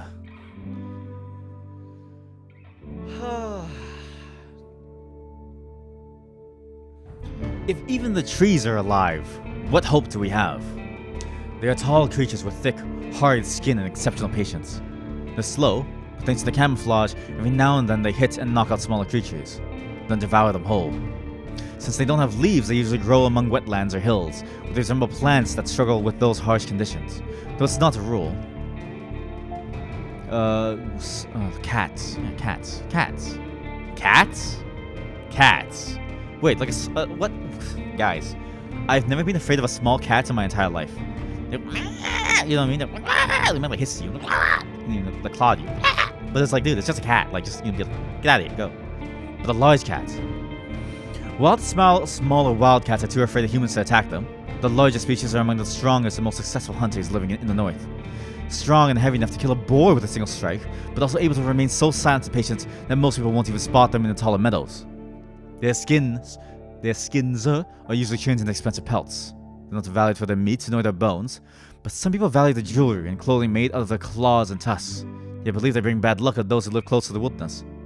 Because of that, they're usually worn by the richest of merchants. God damn it. Of course they would have tiger pelts, you know? We're the tunnel snakes. I don't know why I said that, sorry. Runners, we just saw that. Howlers. Oh! Howlers are monkeys with strong limbs and tails. Though still not as dangerous as apes. Instead of using weapons, they fill the territories with otherworldly calls that are harmful to most creatures. What? Including what? Wait. They're chthonic beasts? They're chthonic beasts who, like, he calls out, like, crazy words that we can't understand, and it causes mental damage. That's insane. They do mental damage. What? While their furs are often seen as beautiful, they don't have impressive claws or teeth, and their meat is seen as unsavory. Still, the Books of Rites churches mention a few grand battles over land between howlers and humans. Let's see. Wolves. Okay, we know wolves, right? There's no way that they're unique. Four-legged critters. Yep. Feared hunters. Yep. Okay. These four-legged critters are among the most feared hunters in the wilderness, though they're not as interested in human flesh as the large cats, and tend to hunt for strong adult humans only if they're on the verge of starvation. The largest of them is solitary, competing with other beasts of the biggest game and carcasses, while the smaller ones demonstrate an uncanny intelligence and group in packs to defeat creatures that they can't take down without assistance. Spiked boars. Jesus Christ, spiked boars? They have spikes on their bodies? Wait, apes and monkeys. Wait, what's the difference between an ape, a monkey, and a howler? What? The limbs and tails of these furry creatures have an uncanny strength. A result of the time they spend swinging from branches and climbing, doing their best to avoid the terrestrial predators. Unlike goblins, they rarely attack humans and don't use weapons, but can savagely defend their territories. Yo, I've seen videos of like small monkeys, right, kidnapping children, just gangs of monkeys. Like it's actually crazy, right? They actually organize crazy. To the point of participating in lasting wars with other packs and even with human settlements. Yeah, like they actually do it. Again, monkeys and apes are very strong and scary creatures IRL as well. Different sort of like collections of them, tribes, gangs, whatever. They will fight each other. It's actually nuts. Some tribes hunt for their meat? Why? But these beasts are still hard to get understood. Many tales ascribe to them unusual powers and abilities. The communities that distinct apes from monkeys usually describe the former as the larger ones, with broader chests. The latter small creatures with tails, but these labels don't always match the reality. Interestingly, nothing about boars. I guess boars are just boars, like a pig, and it's just spiked. Unless it's beast folk. Nah. Mufflin eaters and griffins. Eaters? Corpse eaters. What's a mufflin? Well, griffins. Let's see what a griffin is. The scrub griffins are four-legged omnivores, larger than a fox. So they're not that. They're like dog-sized. What? Wait, that's actually sick. That's kind of cool, actually. That'd be a pretty cute pet. Imagine like a dog that has like the mouth of a bird that can also fly. It would look pretty cute. That merge features of furry creatures and birds. The front parts of their shells are covered with vivid feathers, unlike their rears. While their rears have darker furs. Their wings are seen fairly massive, making them impressive jumpers, but they're too heavy to fly. The noble ones are rare, especially valued in villages across the Dragonwoods. They can be as large as a horse, and taught to protect homes as long as they're well fed. Yo, they do domesticate them. Dude, I would be I would love to live in this world. Foxes and such. What? The woods are full of medium-sized creatures. Badgers, foxes, wolverines, beavers. Most of them avoid humans, and in some cases, have been seen as valuable allies when it comes to taming the wilderness.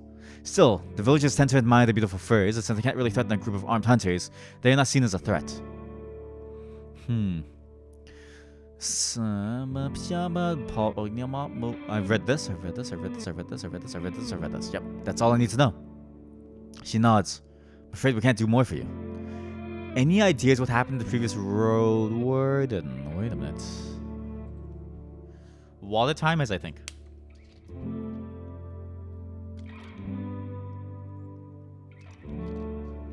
Yeah, that's an interesting statement, okay?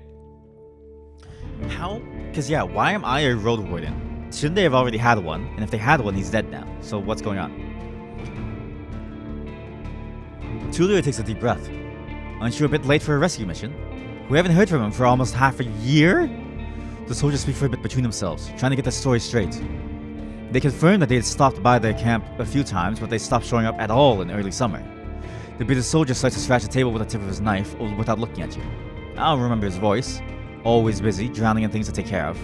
He would sit somewhere, sharpen his sword, fix his loud mail, clean clothes, write notes on that wax tablet of his. Yep, and leave it on. Unlike us, Asterian never gets bored. Tulia lets out a joyless chuckle. He's secretive, but some of the locals speak about him warmly. Maybe he just doesn't like us. So Asterian is the name of the bearded soldier, so now we know his name. Sounds like you're not sure if he's dead or not. If anyone knows, they won't tell us. Maybe someone is keeping him in a basement. The man cars with passion. We haven't seen him or his Saurian. Saurian? Wait a goddamn minute. Wait. Dinosaur, Saurian. This dude. What are we doing with a horse? The last Roadwarden had a dinosaur. A goddamn dinosaur. I want a dinosaur. The fuck is a Saurian? Yo, Saurian is a term as vague as a monkey. It covers a vast range of four-legged creatures that resemble small dragons. My Roadwarden on the road.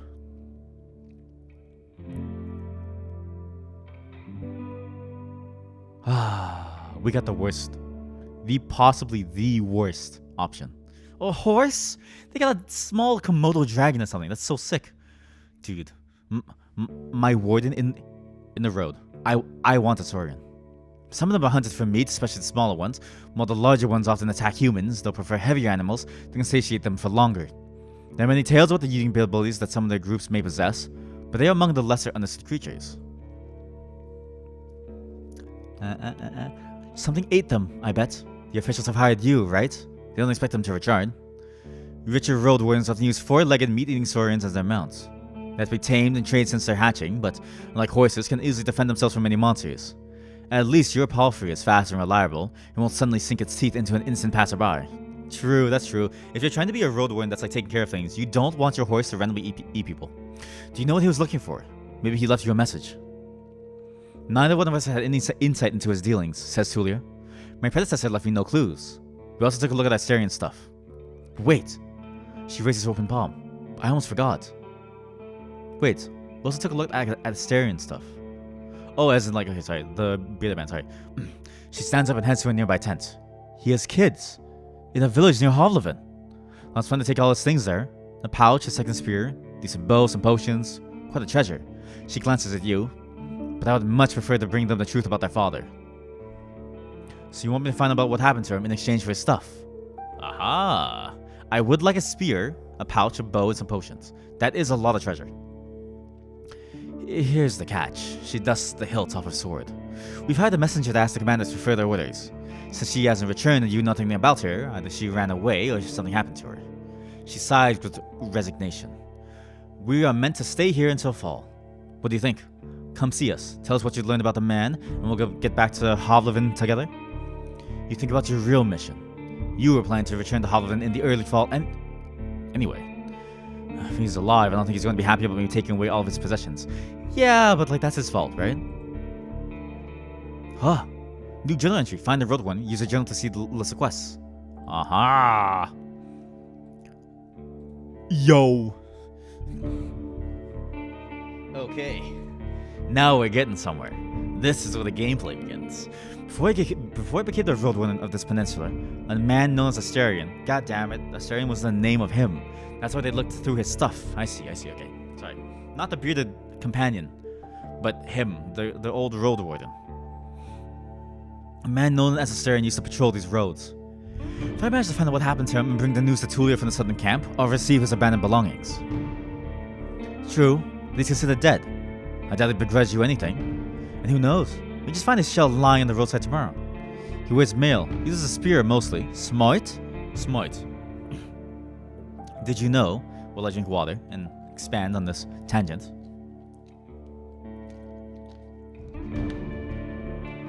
that spears are the most OP weapon in all of human history? The moment that you fought someone with a spear, you were destined to die. There was no hope for you. A person with a spear could easily take you from a distance to where you wouldn't even be able to close the gap in time. By the time you even take one step, you would be struck through your shoulder, incapacitated, unable to strike back. The invention of the spear changed warfare for humanity ever since. The spear and the gun were the two biggest inventions for warfare. Why I use an axe is beyond me. Maybe 5 feet tall, but stout. Long red beard, short hair, muscles glistening, abs that just shine in your face, hips that, pale face, really smiles. She glances at her companion, but after he adds nothing, she sits down and stretches out her legs. So find out what happened to him. Dead, alive, left. Just let me know. I need a BRB and use the washroom really quick. The water is getting to me. The water helped me, and now the water wants to leave me. I'll be back in just a moment. My apologies, dear travelers. I found chocolate on the way to the washroom. Now, we need to figure out about our rope. We need to get... Wait, but that's the last thing I need to ask them about. Just skip that because I'm worried that it instantly jumps to the next one, alright? What happened to your squad? The man shrugs. Bandits happened. Monsters. Sorry, what am I? Need water.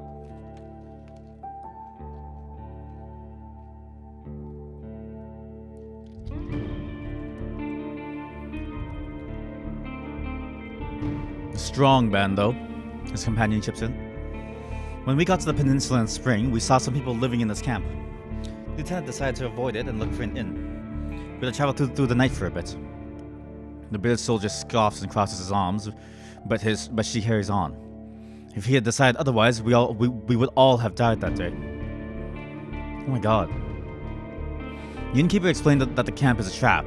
The armed ones pretend to be soldiers. Stay there at night, lose everything you have. Oh, fuck. What option did I choose? I didn't even read that. I'm so sorry. Like, I clicked it, but I didn't read it. You know what I mean? My apologies. Sorry. Wrong button. Hunter.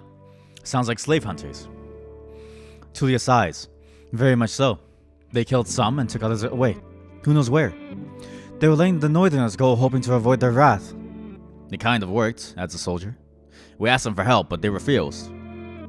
We had to clear the entire camp on our own. That's why 3 of our people died. Don't exaggerate. It's not like the lieutenant didn't make a mistake. He wanted to get rid of them and take over the camp, but we didn't know our enemy well enough. We were outnumbered, and they had an ice mage among them. She looks at you. At least we cleared the road. Saved lives. You mentioned monsters as well. Nothing that would surprise you. Those of us who survived the skirmish were young, too inexperienced to send us somewhere in this place without a good leader. And they didn't trust me. One of them got caught by a treant. Sorry. Just fixing the volume a bit. One of them got caught by a treant. Another one ignored my orders to perform some sort of a ritual hunt, so a war bear tore it to pieces. Why would you do that? Why would you go on a ritual hunt? Hello? Huh? The last one tried to act tough. Didn't tell us that they had cut his hand while cleaning his gambeson. She lets out a ghastly chuckle. Oh. We had to cut it off, and he was so ashamed that he decided to walk north, find a new life, disappear. Idiot. He's dead. He's dead. With one hand, he's still dead. Wait, he cut his hand while cleaning his gambeson, and he lost his arm? Idiot. He's dead. Gone. What a colorful journey. The man tries to drink from his mug, but it's empty. Oh shit, 2 options. You've made this place safer, or I stay silent. I think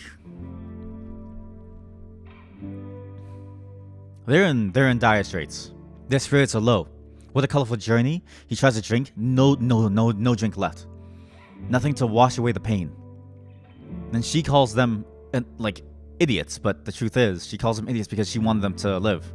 She says, the way she says it is like, you goddamn idiots, why didn't you listen to me? Why couldn't you just live?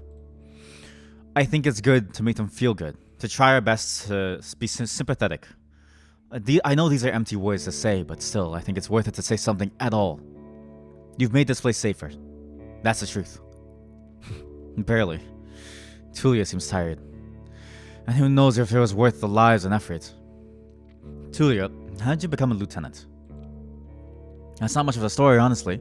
She looks at her hand, which is currently rolling a mug over the table. In the city, there's a strict order of, what should I call it? She just looks with a companion, but he can't help her. Well, leadership succession, I guess.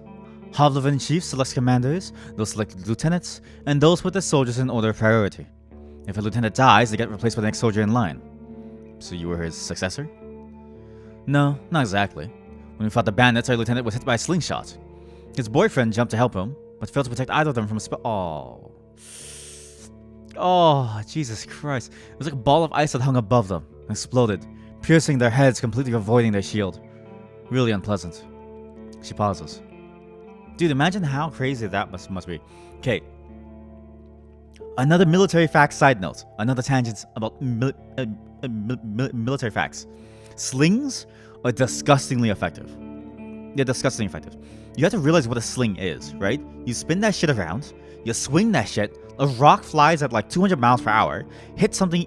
If you hit somebody in the temple, they're getting knocked out, guaranteed. They'll probably die on like impact too. You can crush skulls with it depending on the size of the rock. Swing it fast enough and it's like a mini bullet. It is so strong how good a sling is. There are videos on YouTube of this. I encourage you to look at them. Not the ones where they hit people, but there's demonstrations of like slings against like dummies or like, you know, watermelons or like even trees. And you see it just explode. The tree bark gets like absolutely demolished. It cuts into the hardwood, right? The dummy shows, you know, with like the see-through Mythbusters kind of dummy with like the fake skull lining, demolished, absolutely exploded. They're like dead. It's absolutely insane how strong a sling is. And like, just imagine, right? You and your lover, okay? His boyfriend tried to jump in to help him, but they both got killed for it. Imagine how sort of painful it must have been for the boyfriend to see his partner get hit in the head, square in the head, right? His head is probably, again, they probably downplayed how gruesome it was. It's probably cracked open, right? Bleeding from it. Then all of a sudden to see his head get completely torn to shreds by like a bunch of ice, while he was also getting torn to shreds. Jesus Christ. Like, she's really downplaying how it is by saying it's really unpleasant. I don't blame her. She probably doesn't want to relive it. Let's save her, just in case. Always save. Always save. And you were the third one in line, is that right? Or jumping like that to save a man in the middle of an attack doesn't sound like a wise decision. That seems too harsh. I think the second option is the option of an incel, right? The second option is one the incel would choose because they've never had love. They've never felt love in their bones. They've never had someone to hold them, embrace them, and say, I love you. Not even their family. I know what that feels like. And you were the third one in line. Was that right? Basically, yeah. She says with enthusiasm. I didn't plan to become a leader, though. I'll get to Moly once we return to the city. I prefer to follow, anyway. What was the squad's mission? Lieutenant looks into your eyes. You know, the usual. Making the road safe, keeping people alive. I explained that it may be important for me to know what they have tried to accomplish. I can't really tell you. Let's just say it would be nice to have a reliable outpost somewhere nearby. A place where you can always find a group of fighters willing to protect you in the name of the law. She tilts her head back. Now, if you have any other questions, anything I should know about this camp? The story is brief. Some merchants built a camp to have an extra stop for meals and donkeys, just between the inn and the southern villages. There's plenty of grass here and a pond nearby. When the peninsula grew more dangerous, the camp stood abandoned, from time to time serving as a shelter for travelers. The bandits came here in spring, further paralyzing the exchange of information between the northern and southern settlements. Since these highwaymen are no more, the situation may reverse. Time will tell. You can sleep here wherever you want. The man concludes their tale. They don't expect to wake up without pain in your back. Now it's fascinating to me, right? Because, like, you can just kind of like take over like a place. In our society, in our world, it's very hard to just walk into a place and say like, this is mine now. There's too much to go through to make it a reality. In this fantasy world, you can just go and take over any place that you want. You just do it by like force and kill everybody. This place is terrifying. Oh my god. If you were me, where would you go next? The soldier answers quickly. To the inn, of course. He grabs his empty mug. The one northwest from here. If you can't afford the room, the main hall is free of charge. The locals rarely gather there. The northern road is much more traveled, mentions Julia. But the hunters will tell you about this and that, and you'll have a chance to introduce yourself. The innkeeper can listen, and knows many souls. Ah. Any tips on how I can make a good first impression on him? She smirks. Avoid cheap jokes. Stick to trade. Don't waste his time. Show him that you can be relied on. Pragmatic. I've lost my rope. Can you spare one? You're in luck. She heads towards one of the crates and moves aside a large linen sack, revealing a rope. She brings it back and nonchalantly sits down on a chair. Take it. I was planning to leave it behind. I take a closer look. Oh, yo. Wait, what? I take it and offer some food in return? Wait, this is different. Okay, this is interesting. Oh, so this is like, hey, this seems to be the screen where you can perform a transaction of some kind. A bartering. We can buy for 0 dragon coins, D coins. Okay, don't call it D coins. It sounds like a cryptocurrency scam. Dragon coins. Or we can take it and offer some food in return. So there seems to be different options that you can use to buy stuff too. I guess that's what it meant by, like, you know, you have different options in different scenarios. Even trading is a matter of two people being social with one another. And tying it back to lore, the ludonarrative harmony. Fucking genius. God. Fucking genius! Holy shit! Sorry. The ludonarrative harmony, again, the lore is said that, yeah, the villagers prefer to trade and barter for what they need, trading services and favors and goods for goods. And the like, you know? Trade like for like. Trade likes for likes. It's a social network. Wait! In Death Stranding, that's why Death Stranding did that. That's why Death Stranding had likes, because when you're reduced to nothing, all you have to offer is likes, is favors, is influence, is what the fuck?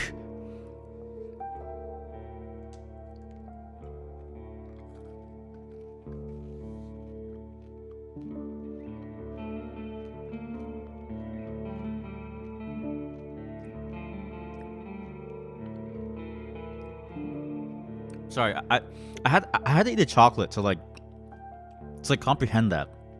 The more I play other games, the more I understand Death Stranding. The more I think about the world, the more I understand Death Stranding. And this game already is a masterpiece. Okay, we're gonna continue on. I think we should offer some food, right? We had to build some camaraderie, and like we're gonna go to an inn anyway soon. Well, what they say, 1 coin is good even for like 5 days or something, right? So I have 25 days worth of a shitty inn. I'm assuming that this inn is shitty, so I can have 20 days worth of like stay and the food at an inn. I don't need too much food. I can give them stuff in return in order to help them as well, because they're important for my quest to find the Roadwarden. Tulia leans forward and rests her forearms on her thighs, looking down with clasped hands, then meets her eyes. I normally refuse, but we need some decent food. Every day I'm searching through our groats, looking for worms and putridity. We forage, but it's not a great spot. Some food rations will brighten up a foggy day. For now, you leave the rope on the table. It's getting late. We should prepare for the night, as I drink water.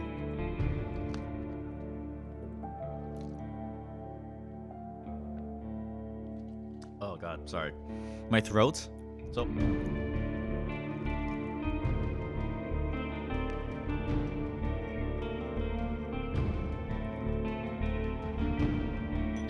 Sorry, one more.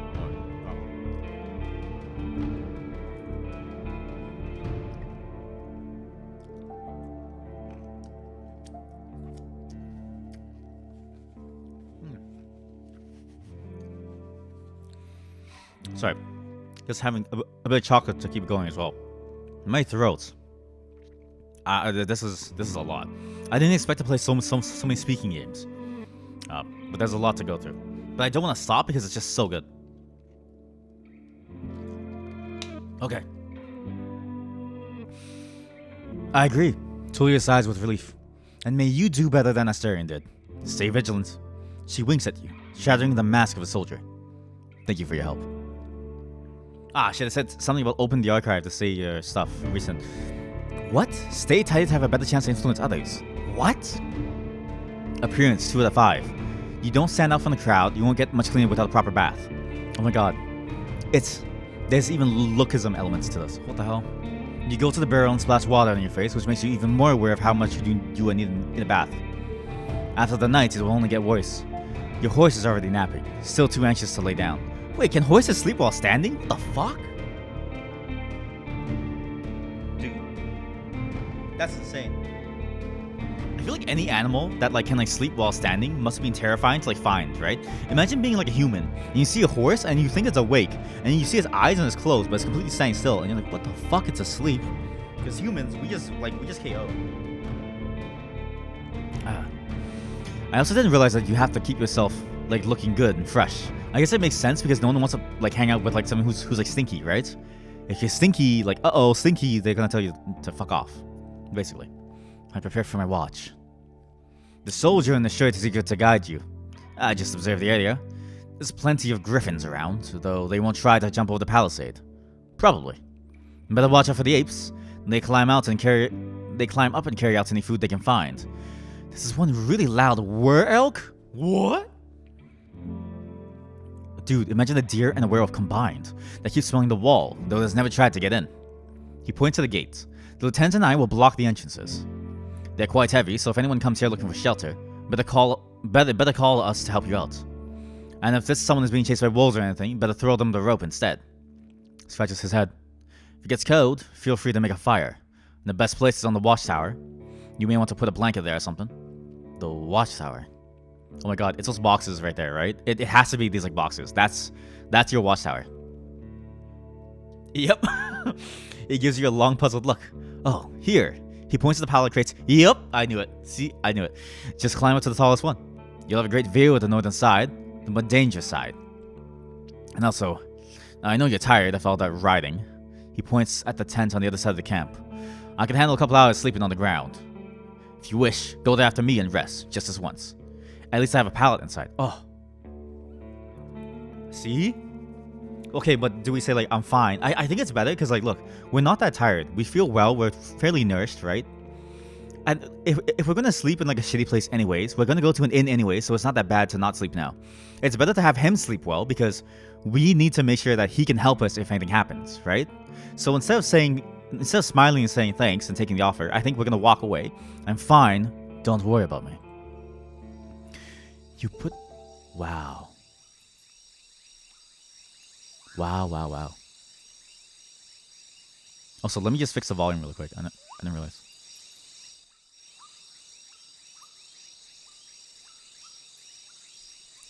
Just make sure so I can mix them both very similar. The similar levels, so you get to hear both elements fine. Ta-da. Ta-fucking-da. There we go. You put your blanket on the tallest crate and sit down. The night is warm. The sporadic summer breeze brings gentle refreshment. From time to time, your back aches. You have to force yourself to keep your eyes open. The light of the moon helps you focus on the tall grasses. For most of the time, you spot smaller critters and birds, but there are exceptions. At one point, you see 3-horned deer trying to challenge one another. Before they clash their antlers, a 2-legged dragonling appears, leading its much smaller offspring. What the fuck is a dragonling? What is a dragonling? What? Wait. Dragonlings are fast and bipedal, almost as tall as a human. Jesus Louises. Travelers encounter their packs near the roads. They're used to chasing their prey with an extra advantage in an empty field than in the forest. They have a thick, dragon-like skin, powerful jaws, short hands, and some of them are partially covered with furs. The furry beasts try to intimidate the predators with roars and aggressive head movements. After a few moments, both sides walk away slowly, not willing to risk the fight, in order to admit their defeats. Okay, one feature I wish this game did have is if you could click on the thing and go to your journal immediately, because sometimes I get lost coming back to try to figure out where I'm reading from, but I guess that wouldn't help anyways, so forget my suggestion. It's useless to even say it. I don't let it distract me. I keep looking around. You hear the death screams of a distant prey and the mating calls of monkeys. Runners are chasing a gray hare. A group of muskoxen lazily chew the grass, preparing themselves to sleep. A dusk fox is running together with a lynx, making playful screeches. Thankfully, you never have to intervene. You just sit there, watching the not-so-distant forest, trying to outlast your sleepiness. You only guess how much time has passed. Once you feel you've had enough, you climb down and go to a tent, waking up the bearded man with just a couple of words. You confirm that nothing important has happened. I look for a place protected from wind. Use my bag as a pillow, put my blanket on the ground, and cover myself with a cloak. You aren't used to living in such harsh conditions, but it's better than nothing. The weather is gentle. Maybe you won't catch a cold. The stars instantly inspire your dreams, both with their splendor and by making you look for patterns and shapes among them. Your job starts tomorrow. I focus on the real goal of my journey. Yo, what the hell is my real goal? New journal entry, explore the peninsula. Huh. The Merchant Guild wants to take control of this realm. Sorry, I hit the mic by accident. The Merchant Guild wants to take control of this realm. Your warding duties are secondary. First and foremost, you need to explore the peninsula. Learn about the territory, resources, and threats. Get to know the locals. If you can, convince them to consider negotiations with Hovlevan officials and traders. Could the tribes resist the soldiers, or be a threat to the priests of the United Church? Are there any forbidden practices that need to be eradicated, such as blood magic, necromancy, robbery, or slavery? I mean, I'm a pagan. Am I going to be extinguished? Does it say the same for my quest? It's a different thing. Look, I need to explore the peninsula as far as I can. I have to get to know the locals to find out how much of a profit can be made here, then bring the news to Hovlevan. I have to leave the peninsula on the 40th day of my journey or sooner. To add word to my work here, I can secure the roads by getting rid of any major threats, and convince the tribes to negotiate with the officials. Soldiers told me about a large village that repeatedly uses necromancy, even though it's forbidden by law and can be extremely dangerous. I should take a look and judge for myself. The village is somewhere among the bogs, by the northwestern road. At least I have time. 40 days to be exact. I need to be as thorough as I can. Once you finish your reconnaissance, you should speak with Tulia and return to Hovlevan. There, you'll report back to your employers and get your reward. In the meantime, you have your own goal to pursue. Wait, really? Oh, yo! This is good. Water time.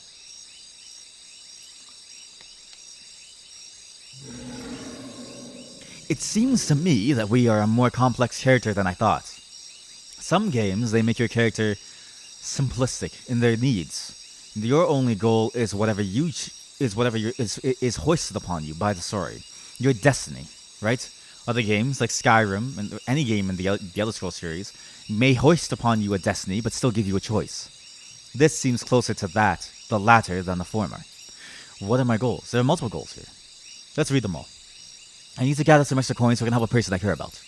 Or I need to get some extra coins so I can retire early and live in prosperity and save. Yo. Personally, I'd love number 2. If I gather enough connections among the local leaders, I'll use them to become a major player in the Merchant Guild. I'm okay. I want to be remembered as a soul who brought peace and order to this realm. A hero. I'm not one for fame. Okay? I think fame is toxic. It's venomous in a way. It's less symbiotic and more... Is it lecherous? Is that the word? I guess lechery could come into play, depending on the people who find fame. But instead, I think it's sucking. It's sucking. It's sucking. It's draining. It's draining. It's draining of a social capital that then negatively affects people's lives and has some positive benefits, but that are limited to things that are already sort of inherently kind of like painful to work with. So I don't want the fame. I just want to help people, make this region safer for the locals and the newcomers alike. Again, this is that without the pain, right? I do want to make the region safer, but I don't want to be known as a hero. I simply want to help. Or I need to find a new life for myself. I have a difficult past and I want it to be forgotten. I feel like we've just finished the character creation. This is absurd. And I know I'm making a bunch of saves, but I'm saving just in case the game crashes, right? Again, we're playing Iron Man style. For every narrative game that we're going to play on this channel, you will never see me go back and make a different decision unless I die. Because I think that's very boring. I like to explore decisions, but at the same time, I like to build my own story. And I think for this, I've committed myself to this idea of my duty as a Roadwarden first and my responses over being my personal paganism, right?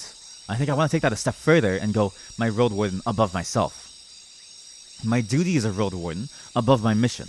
Because not only, on the one hand, sure, I'm here to help commerce and spread, the wealth of a kingdom, but personally, me as the road warden, as the adventurer today, on the road with you today, I just want to help people. I want to make this region safer for the locals and the newcomers alike. I want to ease their pain.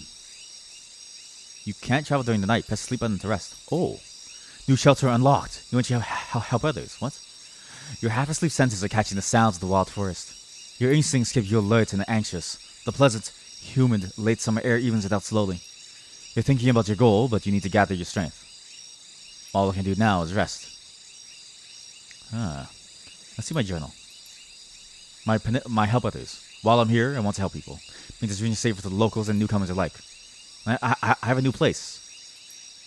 And look, hey, see this? Look at this. At first, it just said here. Just at the merchant line.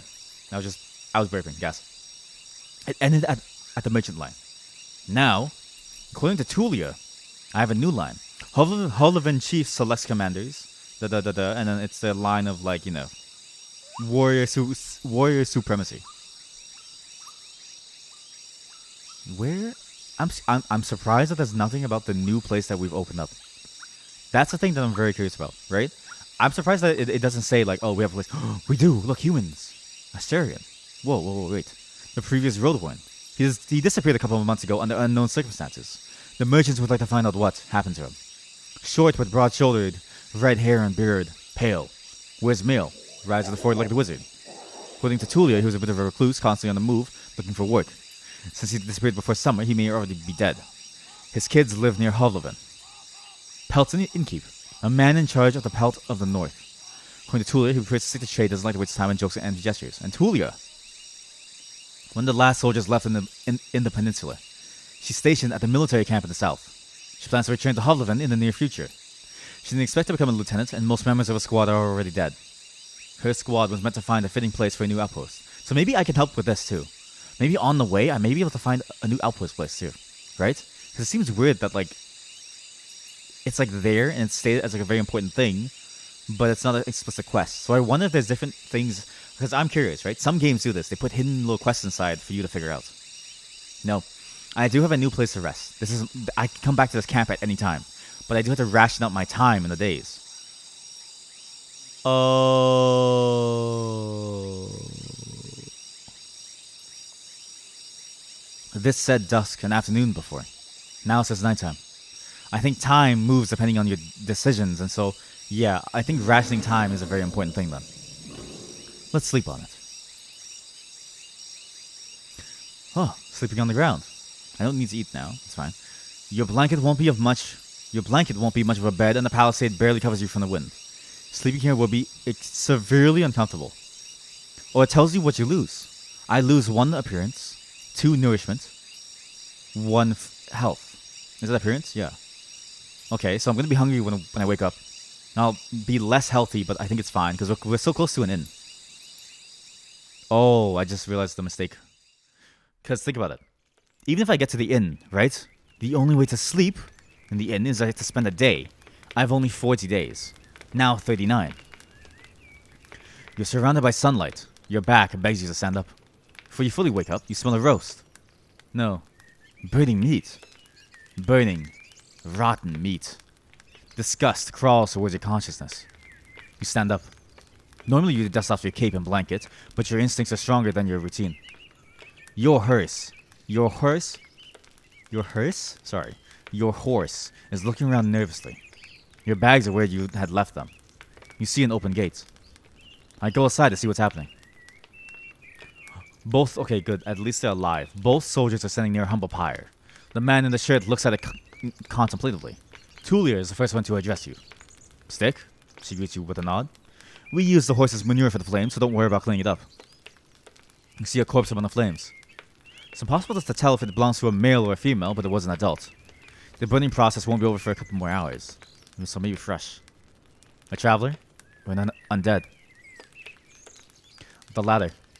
A young one. She lacked the nuance to understand that she couldn't get inside the camp without climbing. I stabbed her with a spear from a safe distance. She shifts her weight. One more fog and she'd be a real threat. Fog? I'm curious what that means. Because I noticed that mentioned in other places as well. Fogs. Fogs appear in every season aside from spring, but the majority of them occur in autumn. They are feared and hated by the Northerners since whenever they touch a dead human shell, they awaken it. Oh my god, it's a necromancy, like, it's literally a necromancer smoke. Jesus Christ. It's a dark magic vape. It's unknown why this happens or why it doesn't affect animal carcasses, but the common understanding is that the fog itself contains dense pneuma, which then spontaneously fills an empty human shell, replacing one's soul. It's very similar to the plot of Final Fantasy IX. I don't know, okay, it's spoilers, but I mean, like, it's Final Fantasy IX. You know how old that game is? The mages in that game are just empty shells. And then, so Vivi, your main mage, is one of them, and they're just filled with, like, magic, like dust, like smoke. Humans can replicate this effect thanks to the forbidden art of necromancy. Fogs also increase the potential for spellcasters. The fog is power, the tablets say. While most people stay inside their homes while it's around, it makes casting spells easier by supplying wizards with pneuma. Interesting. Big foggy days, magical potions are easier to brew, golems act faster, and blood magic becomes less demanding. Huh. Okay. Good thing I read this, right? Keep it in mind. When the fog is here, it's my best time to brew. I'm a scholar, but also an alchemist. I have the skills to brew, but it's a difficult process, so I should try my best to make the most out of it. Even now, it took a couple of hits to knock her down, the lady that we're talking about. Sooner or later, every human shell wakes up, gaining more strength with each soul it devours, and each moment it spends in the fogs. Bringing the dead is not just a religious practice. It's a necessity. Soldiers, priests, village mayors, even road wardens. Making a large pyre takes a lot of time, but it saves lives. Tulia calls this undead a she. Most unites hesitate to do so. Also, gas. Is it really necessary to build a full pyre? Like, do you really need a pyre? I feel like even a small fire could probably burn like a body fine, no? Well, I wouldn't know because I haven't burned a body, but do you really need? Because like, look at the image of it, right? Logs upon logs. No wonder it takes so long. Seems weird. Seems almost like a waste of time. Time for me to leave. Running away from the reek, huh? I don't blame you. She walks with you for a few steps. Find us here if you need us, or if you learn what happened to Asterion. There's enough ground here for you to rest. Safe travels. I'm glad we treated them well. These words make you stop. An old farewell mocked in a number of songs and tales, but yet you hear no scorn in Tulia's voice. You wonder how many acts of kindness like this one you're going to experience in the days to follow. She returns to the pyre. See? I'm curious. If I never acted as kindly and as calmly as I did, would they have felt very sort of off about what I'm doing? I prepare myself for the journey. Use the travel button to see the map and move to another area. Okay. You somehow missed the fact that your mount is already saddled and warmed up. You double check the equipment, but you don't need to fix anything. The soldiers were diligent. Normally, preparing any palfrey for a long journey takes a lot of time. So they helped me. You put on your gambus and make sure that your axe is tightly attached to your belt, then get in the saddle. The palfrey knickers, ready to leave. It's time for you to get to the crossroads, north from here. Travel forward to continue your journey. Once you're done with the noise, speak with Tulia to return to Hovlevin. Map key, nighttime shelter. Oh. Ooh. Oh. Wait. Okay, I see. So, they were kind to me. I'm assuming because I helped them. I'm assuming, and again, time is important, right? Look, 14 hours before dusk. I have time, a lot of time. Imagine if while I was sleeping, they didn't help me because I was rude to them or something, right? I would have been boned. Absolutely boned, because maybe I would have been at 13 hours or 12 hours. I only have 14 hours a day to try to figure out what the hell is going on here. We travel north. And look, it even says things about Tulia's camp. A military outpost surrounded by a wooden wall set in the middle of the valley. Ah.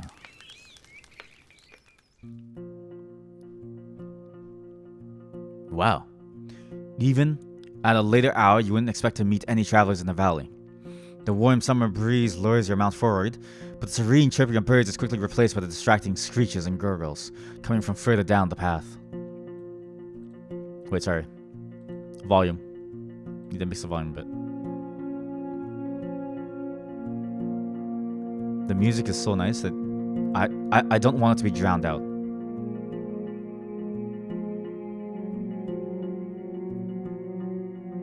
Sorry, just give me a moment to tweak the volume. I need to make sure that the volume is just right and that the song's highs don't overpower, but that it still has a chance to shine in its own right.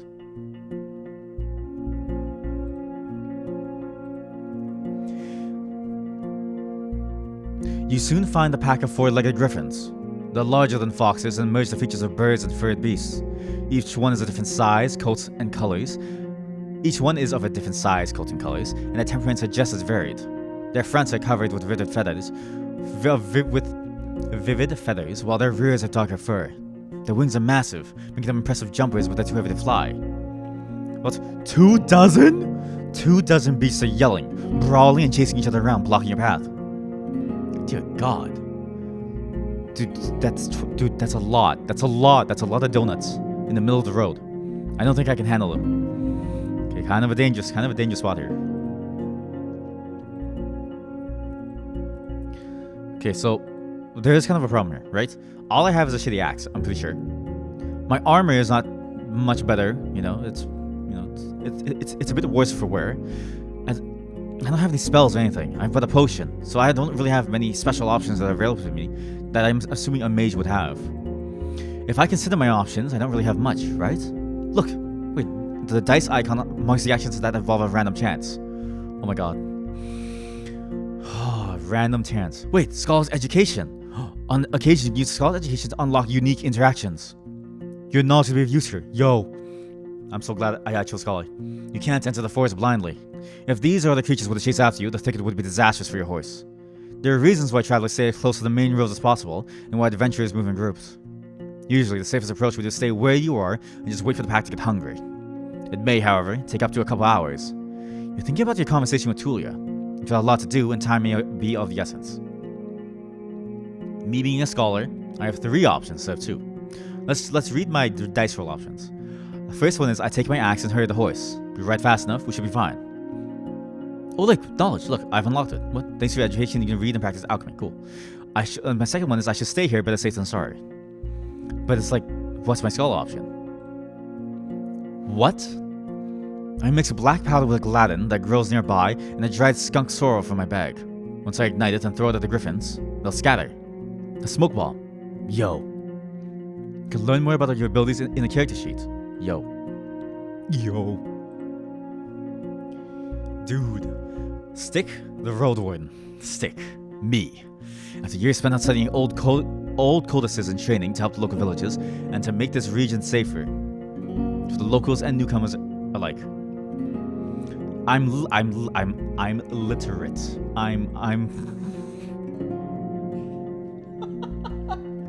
My character is literate, as you can tell. I'm probably not that literate. Your education helps you solve many mysteries. I also know alchemy. With an access to an alchemy table and proper ingredients, you can brew useful bombs and potions. Wait, look. There's even a level for these things. Yo, and deeper explanations, thank God. Let's see vitality, what it really is. Vitality affects your appearance and your random chances of success during physical struggles. Low vitality stops you from engaging in exhausting activities, increases the chance of dying in combat. Restore vitality by sleeping and resting. Nourishment. Nourishment affects your random chance of success during physical struggles. On levels 1 and 0, nourishment stops you from restoring health while sleeping or resting. Use nourishment when you sleep or exhaust yourself and gain it whenever you eat. Armor 2 or 4.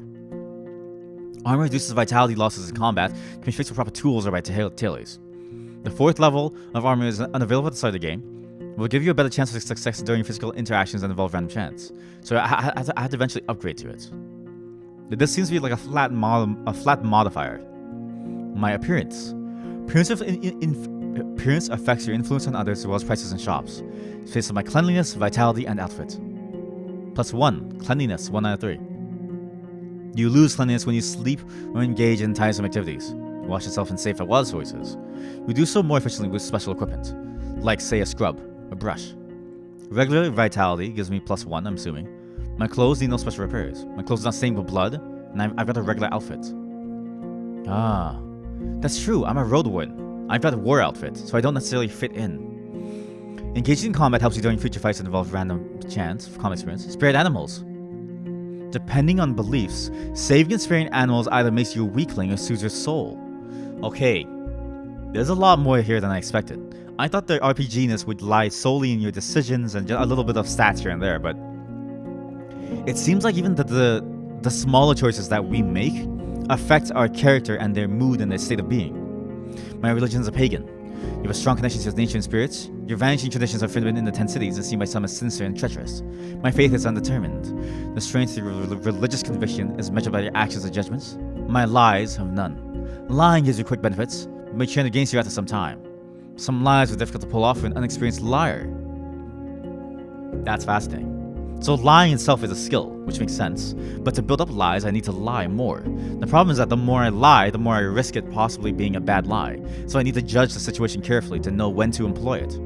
I think it's possible, and I think it's good to lie. Not about everything, of course. Lies about even the most mundane things is bad. But lies about things that are important, but that may have terrible consequences for one party, I think those are important to say. To save a life. I would lie to save a life, but for me to do so, I'd have to get good at lies. So I think it's actually a good move for me to slowly build up my ability to lie. I think it's better for me to be persuasive with my tongue than it is with my sword arm. I'm a scholar after all. My sewing experience. I'm a terrible tailor. Your practice was with fixing your clothes and armor with the use of the proper tools. My gambling is... Yo. I know Twitch has banned Gamba, but if Gamba is not the main focus of the game, is it fine? I'm not saying that what I'm saying is I'll definitely get my gambling experience up to the max. Helps you in luck-based games of dice, because I think I'd rather be lucky than unlucky, right? Most city folk feel aversion toward black powder, and you touch it with great care. Gunpowder. The odor of the plants makes you feel dizzy, but what's more important is that the griffins have wolf-like sensitivity to smells and noises. A few of the beasts turn their heads towards you as you push the pack with a bag in your hand. You ignite your missile and throw it forward. At first, the creatures surround the source of smoke, but then growl in disgust, even putting their beaks to the ground. They flee, allowing you to continue your journey. Nice. I climb with the horse to cover my nose. I really need to find a proper alchemy set. Wait, like a leapfrog set of alchemy? What is this scene? My eyes can barely understand what I'm looking at. Road sign, road, arch. I thought this was a cave the whole time. I thought this was like a separate piece of land here as a cave, but no, this is an arch on top. We're looking at it from the top down. The road splits. According to what the soldiers have told you, you may find a safe inn by turning left. The forest to the right is lush, and the trail overgrown. Kids used to have this song. How'd it go? The harshest pathway leads to the dragon's lair. Those who search for treasure. Do you truly dare? The signpost in front of you doesn't make your situation much clearer. It was put here by someone who can't write for folks who can't read. Covered in old red paint, it points east. Blood there, as people say. Danger to be found. There's not a soul to gasp for guidance. I look at my horse. And then my horse is going, and it's like, alright, I trust you. Oh, yo, I get to name my horse. Yes. Oh, yeah. Sorry. I get really excited when I get like a pet.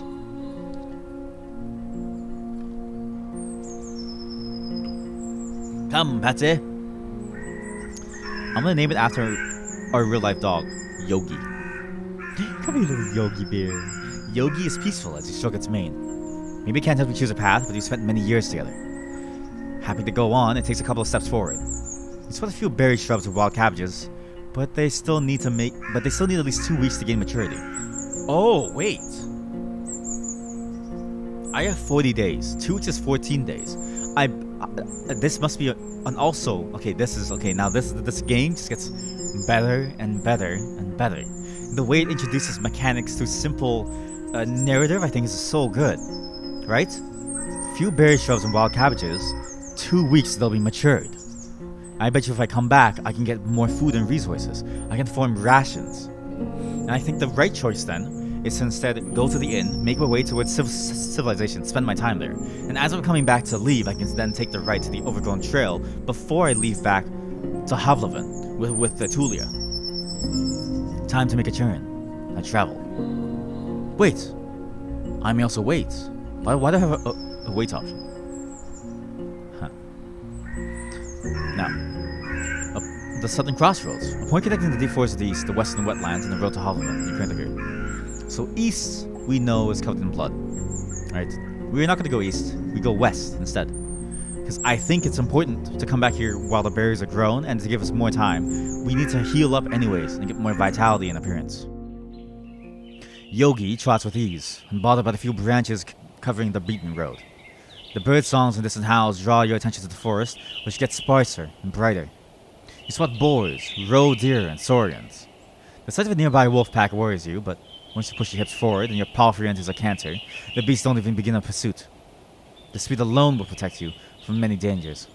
You notice a stone tower, taller than the trees. It must be the inn I've heard about. Good job, Yogi. What a little pupper. Inns like this one fit the regions traveled by merchants, but you wouldn't expect a place of this size in this forsaken peninsula. The stone and lumber must have been transported from far away, and the workers, guarded by expensive mercenaries, surely lived for many seasons in the primitive hamlet, subsisting on salted supplies. That's a very fun sentence to say. Subsisting on salted supplies. Subsisting on salted supplies. It's a fun sentence. There are seemingly no cracks in the wall, and the building was whitewashed only a few years back. The road is wide and beaten. Dozens of souls could hide, if not in the buildings, then at least in the yard. The expenses and labor put into this fortress were worth many trading ships. These three armed people on the ramparts. They only see what's above their waistline. They're leaning on the parapets right next to the gate, and you think you notice the glimpse of a smile. They were Gambesons. Each one of them died differently. Yellow, green, and linen gray. Sorry.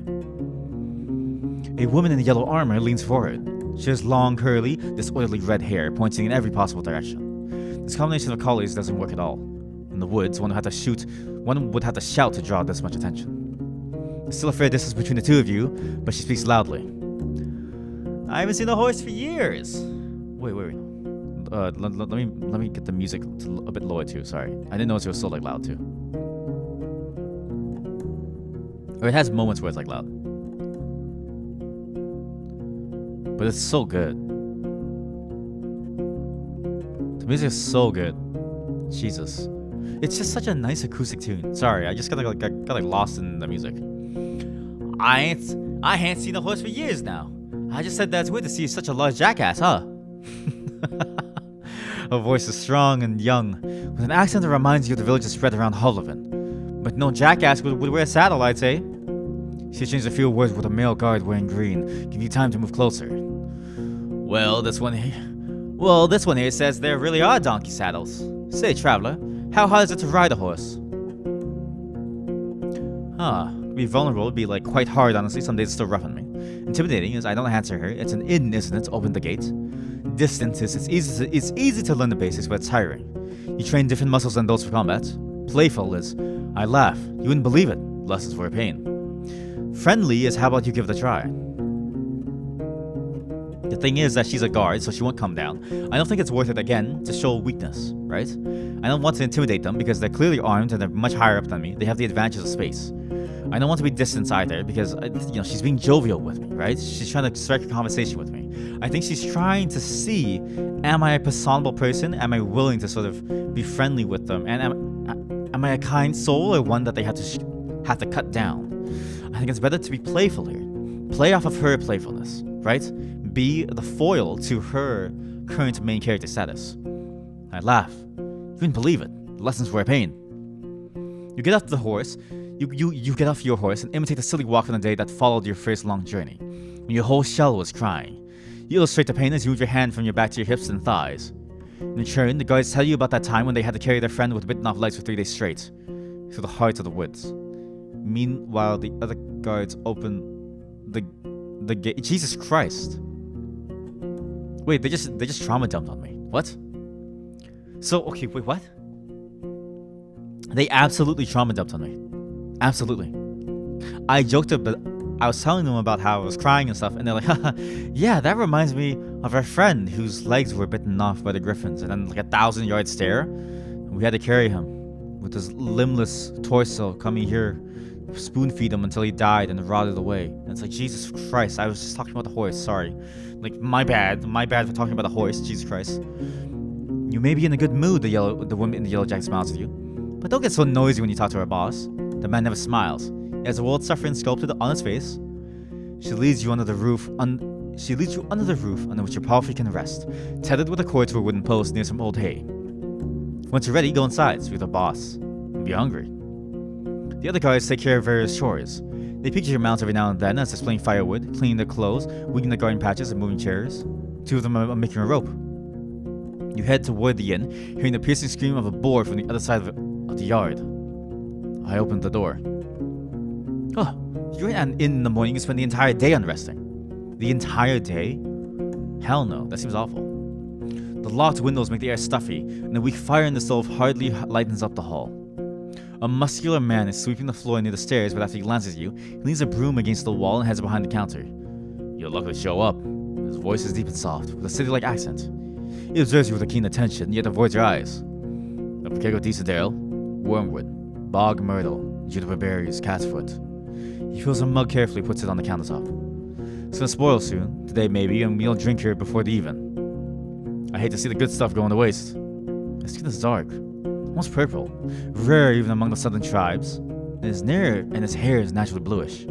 His clothes are quite fancy for manual labor. The elegant tunic wouldn't stand out in the city square. I stand at the counter. Free drink.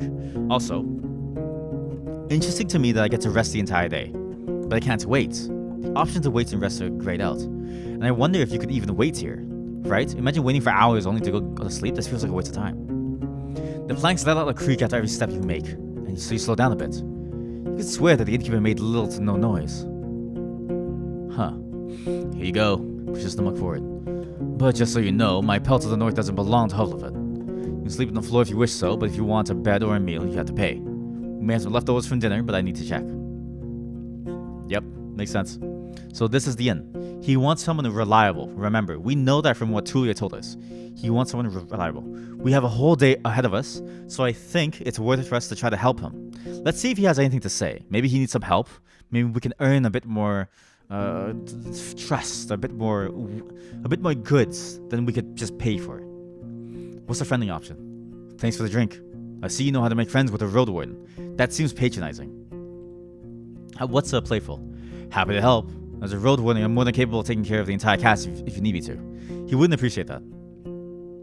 His personality is he's pragmatic, right? Even in the way he says you can sleep on the floor if you wish, but if you want a bed, you have to pay. He's very pragmatic. He's all about usefulness. So I think both of these options are terrible. How about distance? I won't stay here for long. I introduce myself. Intimidating? I'm not here to pay compliments to piss in a mug. A Roadwarden, I'm looking for answers. Vulnerable. Thank you. I'm a Roadwarden, so I'd never refuse a free drink. The worst part is, I like the second half of this answer, the threatening one. I hate the first part of it. The second part is exactly what I want to say to demonstrate how reliable I am. I want to get to work. The first part says I'm going to start a fight and 3 guards are going to instantly shoot me in the head with like a crossbow or something. Let's not do that. Crap, there's so many options. You know what? Let's stick with the casual. I need this inn on my side because it's one of my few stops along the way back to Tulia as well. Imagine if I had to pass through this and I couldn't use it when I'm coming back, when my 40 days are up and when my mission is complete.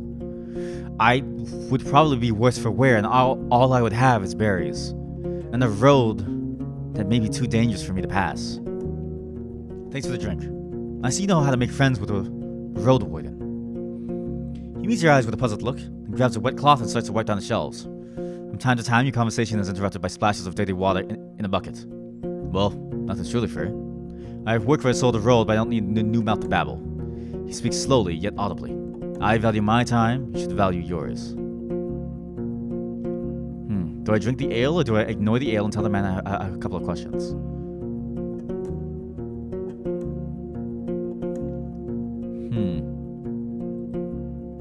This is a hard choice. right?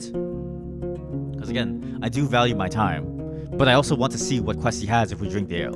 So how about we ignore the ale and tell the man I have a couple of questions? Sure, go ahead. I can eat something. Do you have any leftovers? What do you have? Oh yeah, let's try that. Yes, I feed them to a boar. I won't give them away for nothing. He tells you to wait, then leaves the building for a few minutes and returns with a wooden bucket and a long stick ending with a hook. Go through the gate, turn left. You see a bunch of bushes. Need some berries. Bring me a bucket full, you'll be done in half an hour or so. You always could use a nap anyway. And I'll prepare something to fill you. The hook is not made of metal or wood. It's a long, curved claw, almost black. I reach for the tools. Half an hour, that's quite a lot for berry picking. I won't do that. Do I look like someone who forages for berries? Yes, I am someone who forages for berries, because I'm hungry. My warden in the road. My warden on the road, we have 1 of 4 nourishment. We need to eat. Half an hour is nothing. See the set of tools. Like, oh shit, I actually got it. Yo, look, my horse is in my inventory. While valuable, Yogi can't survive in the Dragon Woods on their own. They're owned by messengers, scouts, or rich city folk, palfreys. Horses are not a common sight in the Dragon Woods. They're brought here from the conquest in the south and can't survive in the forest by themselves. They run for a long time, but not fast enough to escape all the local monsters. Usually, riders maintain a steady, human-like speed, so the strength of their mount for the unavoidable dangers that require galloping. And these tools for berry picking. A set given to you by the innkeeper from Pelt to the north. A hook, a pair of gloves, and a bucket to help you forage for berries. Sorry, 1 second. Gassy. A set of tools given to you by the innkeeper from Pelt to the north. A hook, a pair of gloves, and a bucket. Didn't I just read that? No. The hook has caught... Sorry, so gassy, wow. The hook has caught your eye. Its head is made from a dark animal claw. People in the countryside often use bones, claws, tusks, even stones to make tools and weapons, but this one's quite large. The tools are cold, not too heavy. There's a pair of thick gloves at the bottom of the bucket. Ah, the berries are not a problem. You didn't keep a space. Unlike the snakes. Let's get them away with a stick or move them with a hook. And protect your hands. The little ones won't eat you, but don't get bitten. I'm sure you know how to be patient. Fine, I'll go right away. You step outside. Yogi is pawing the ground. The sounds of work coming from the armorer's workshop. Let's forage first, alright? I think it's fine to forage for now. The innkeeper knew what he was talking about. He put on the gloves and looked through the bushes from a safe distance. Sounds like long before you notice the first serpent lying in a rock somewhere on a rock somewhere in the thicket. The creatures are not that large, and even if some of them hiss at you a little closer, the jabs with hook keep them at a distance. You don't know much about these berries. They're round and reddish. You wouldn't trust such a color even if you were looking for food in the wilderness. Plants don't have thorns, but the leaves are harsh, so make sure to thoroughly cover your skin with your clothes. You have to look through many bushes to fill the bucket, but the presence of insects and snakes doesn't allow you to relax. Interestingly, I do have a bit of knowledge here that I can use. Instead of saying I get the berries to go back to the inn, let's see what our knowledge has to offer. I notice a shrub that's not like the others. See? I had much, wait, what? One of the bushes in the back has more berries than the others. They're purple, and to squeeze one of them, you recognize that these are marsh wheels. In small amounts, are added to pies, sauces, and beverages, known for their delicate sourness and sweetness. Unique, but not intrusive. Still, eating a couple of them will make one sick if not poisoned. You're surprised to see them in a meadow, far away from a wetland. You could use them on an alchemy table if you can find it. For now, you put a fistful into one of your jars. The others are still a bit greenish. And now if I check my inventory... Oh, it's just a part of my supplies now. Like my alchemical ingredients. Look! I wonder... Okay. I wonder. Right?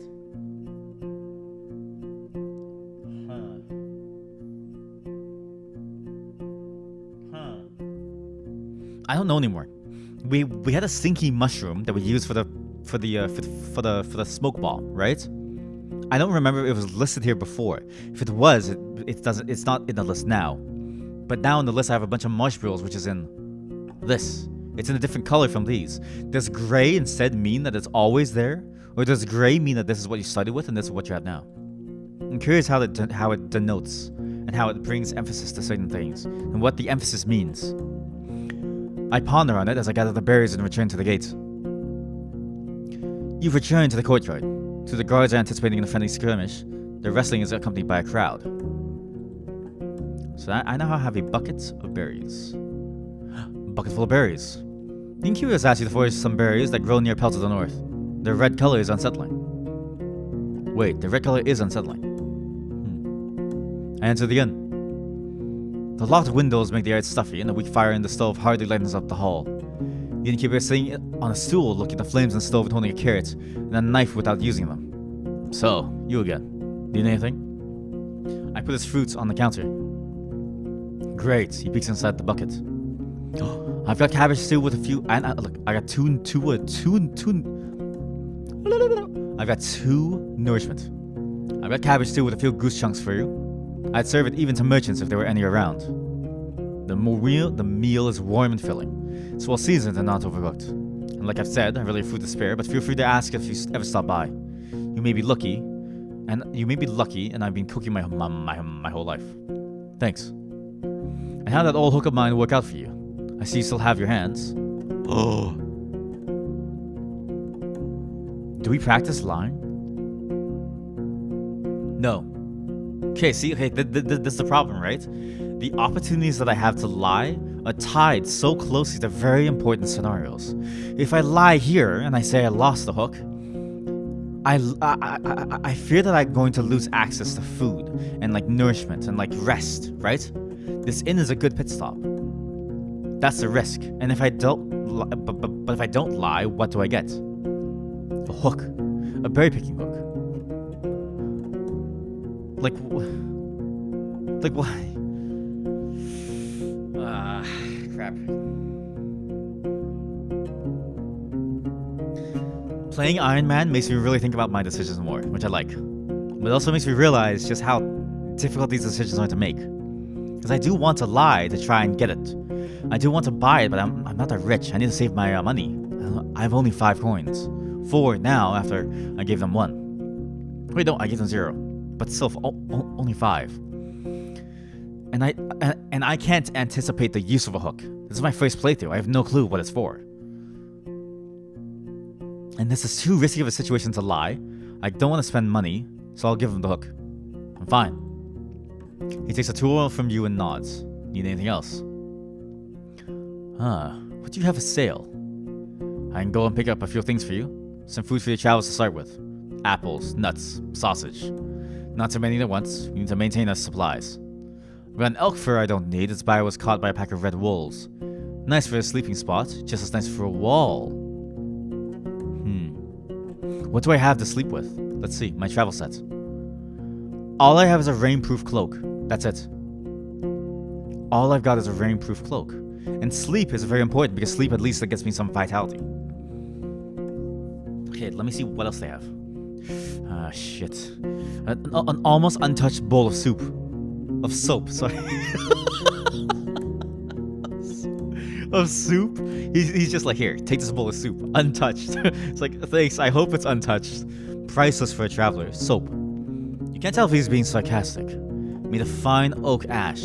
Oh, what he's saying is we smell like shit. He's implying that we smell awful. And we're very dirty. Strong, though you should have some better supplies where you start your own bathhouse. After you mention you'd like something more useful on these roads, he looks down. I don't have any blades or armor to spare, but if you pay well, take one of the crossbows and a bunch of quarrels. A yew bow. Wool cords and the trigger needs just a little bit of oil. It's as good as you can get it without soaking it in magic. Takes a bit of muscle to draw, but even a 16-year-old could handle it. We won't sell it cheap. I'm willing to give a discount to a helpful ally. Let me take a look at what you have first.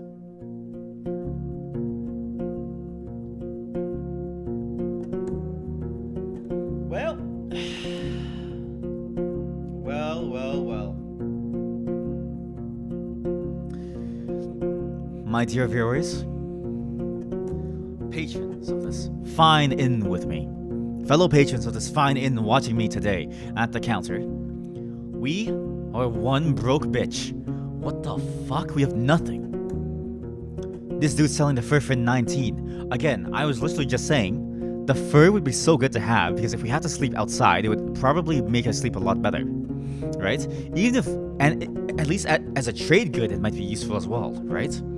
The crossbow is useful as a weapon to keep ourselves alive, right? Now we have a ranged option to deal with threats from afar. Sorry, 1 second. I need to fix my chair. And being that they're bolts, there's a good chance that the bolts may even survive on impact. We may even be able to extend the use of the 5 arrows. But both of them, respectively, cost 19 and 30. We have 5. 5 and nothing else to our name. Now, 3 filling meals, 3 rations for the price of 1, I think is actually a very good deal. Potentially. But depending on what else I get. I have 1 ration and I wouldn't be caught without it, right? But paying 1 coin gets us 5 days in an inn, so I'm not sure if it's worth it. A box of soap, however, I think I need that. Because I do smell like shit. I have 1 appearance, which makes it hard for people to trust me. An oak-based balm that burns skin on longer contact, for 1, I think is worth it. And the soap at least will last me a long time. It will at least give me options to clean myself more, right? I have more tools to clean myself now.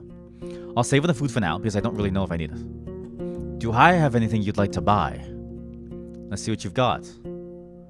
Select an item you'd like to offer. If the traders are interested in different goods, they purchase only some of the things you have to sell, the offers may vary. A fresh healing potion. My hunters always need more coins, but the monks are hesitant to sell them. 8 coins. I know how valuable such magic gets.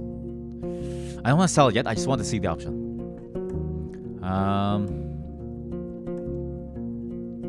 I want to be pragmatic, so let's ask for a job first, and then I'll ask about these. Need anything done? Here, I could use a job. I assume you mean a job for a Roadwarden. Tell you what, looks you in the eyes. There are brigands in the woods. My place is a stronghold, so I'm not afraid of an open strike, but we've gotten more active in the last 2 years. One day, they may steal our furs. I have no doubt that the reason why merchants come here only once. Bringing bandits around gets expensive. He rubs his hands together, camouflaging his paws. I want you to reach Howler's Dell, northwest from here. It's the largest settlement around, and I'm sure you'll get there sooner or later. Ask Theus, the mayor, about Glaucia, that bloodthirsty wolf of a woman. I've heard rumors about a raid in the north. If Glaucia is ready to break the truce with the locals, I'm willing to join forces with them to get rid of her band. He looks at a nearby dragon bow. Not so difficult, right? Just do it when you have a chance. A couple of days won't make much of a difference. I'll pay you 2 coins when you get back with the news. Fine? 3. He observes you for a moment. 2, he growls. Had I smelled better, do you think he would have? About Glaucia's band. He freezes, observing your hand sadly. I'm on it. Any rumors worth sharing? Okay, now we go from the top down, I think. I'm looking for Asterion, the previous Roadwarden. Oh, you now. He goes to the table and invites you to sit down with him. I don't think it wouldn't be of much help. He rests his elbow on the tabletop and grunts quietly to clear his throat. But I do want you to find him, so... When that's about his intentions, he measures his words. Asterion and I made a risky deal. Well, a promising one. Last time he was here, he took 50 coins. My half of the investment. He knocks on the table with a fist anxiously. If you get my coin, at least find out what happened to the guy, I'm sure you won't be disappointed after bringing me the news. Could be that Asterion stole the coins and ran away. He looks at the window and starts to play with a shutter. I just think Asterion ain't the kind of soul that would do such a thing. For him, it wasn't much of a fortune. What? Hold up. For Asterion, 50 coins wasn't much of a fortune. Yet here I am, scrounging my 5, rationing it out, juggling between having food for the next day or sleep. My warden on the road. Can I have your job contract? I clearly signed the worst contract. For him, it wasn't much of a fortune, and I risk saying he had earned my trust. Not only mine, you know. It's easy for a Roadwarden to make connections. He always had places to go, things to take care of. He rubs the table with his thumb as if trying to clean an invisible stain. I've asked travelers, sent a couple of my pals to find them. No real news. I know he stayed in White Marshes for a day and was meant to do something for the people there. It's a village in the northwest. Is that the village that Tulia and the man mentioned? The one with the hint of necromancy. Just stay on the main road till you reach the bogs, then enter them. You may get there before dusk. So, let me know once you find anything, and we may yet return to this whole investment thing. I'll think about it. What can you tell me about the peninsula? What can anyone say? This place doesn't even have a name, unless there's an old book in an archive that no soul knows about. You know what I called everything from here to the coast? The hunting ground. He glances at your eyes. But it's not us who hunt, keep that in heart, but the beasts in all shapes and forms. His words gain confidence slowly, which is strengthened by his deep voice. I've lived in this inn for over 10 years now, and I've only seen a couple of roads, a couple of places. It's just, once you get here and you see how harsh it is to hit the road, you have only more reasons to stay at the warm stove, behind the wall, even if it's suffocating. He looks towards the windows. I'm sure you've heard a lot already. The people don't build hamlets anymore. There are no more Ebexes from the south that try to stay for only a few days. All of iron is used for cauldrons, not swords or tools. What will I find traveling west? Well, there are hills nearby, then you'll find a village, maybe an hour away from here. Destroyed by beasts almost a decade ago, nothing to see there.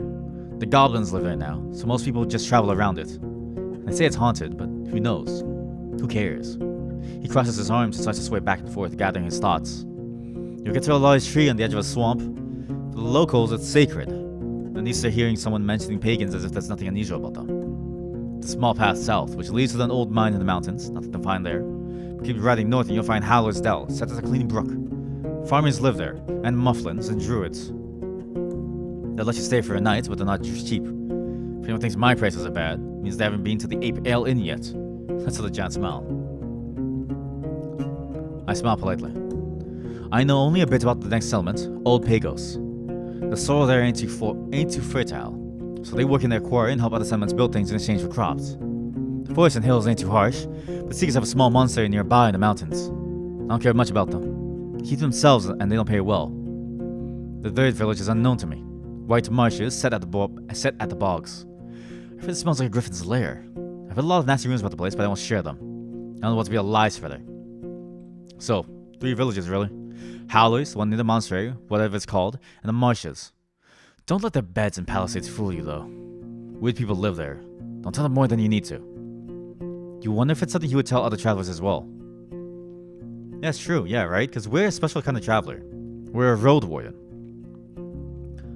Ooh, okay, time is starting to fall. Are these 2 roads as rough as I've heard?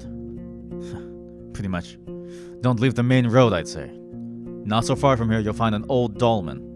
A few of my people had to spend the night there, and the monkeys stole food and gods from their bags. It was their fault. One of them had fallen asleep in the middle of his watch, but, you know. Eastern forests are wild, the roads are rough. Almost no soul lives there. One day all these roads will be swallowed by the trees again. The furthest my team has ever gone was the home of the Enchantress. Just stay in track until you reach the crossroads right near an abandoned watchtower. From there, turn east. You recognize the place. It's a nice home in the lonely meadow surrounded by the wall. Just with a closed window, then at you again. Kind of like our walls, but simpler, without coding. She lives as a hermit, Eudocia. I don't even know how she survives there, but if you don't have decent coin, you won't find much there. So, by the crossroads. Crossroads. If you turn left instead, you'll see a road. But stay away from it. It's a tower and a monastery, a shortcut between the 2 sides of the peninsula. It's warned about the locals not to use it. It already belongs to the beasts. Sorry, quick water. Wow. We may call it a day after we're done with this inn. Because I have been on for a long time, and this is the second game I'm playing. And we'll save the second part for later, for tomorrow. Because I do want to play this game a lot. But I think we should finish at least this the inn segment first, because there's a lot to worry about here. Have you ever been to the northern coast? I only know about another inn. It's far from here, maybe a day on foot, a bit less from the eastern side. His eyes once again focus on the floor. I've never been there, but I've heard it's a safe place close to villages of fishers and hunters. Though I don't know much about them. So going to the northern coast is safe. The different villages are mostly scary, so it is kind of difficult. I didn't expect to find an inn of this size in a place such as this. So you know a thing or two after all. His mocking tone is soon replaced by a gentle smile.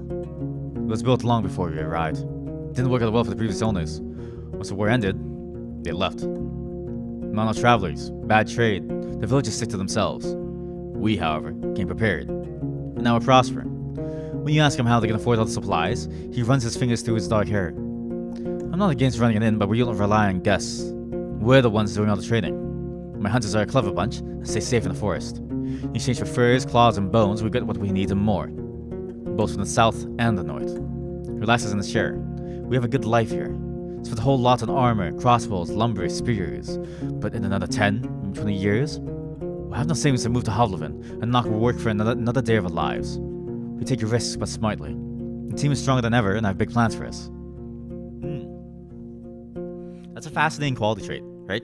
That's a fascinating personality trait that I didn't expect from him. He is about business, but smart business. And he recognizes that his business is held on the back of his hunters. That he himself is probably not much, right? He feels suffocated staying inside the inn, and yet it is the safer option. All he can do is cook and be a boss. But the truth is, he relies on his people to do the work. Very interesting personality trait. Do I say it's interesting to find a purple-skinned man? That seems... This seems perhaps a bit too forward. To say, a purple-skinned man. So far in the north. What is your kind doing here? It's like, what the fuck?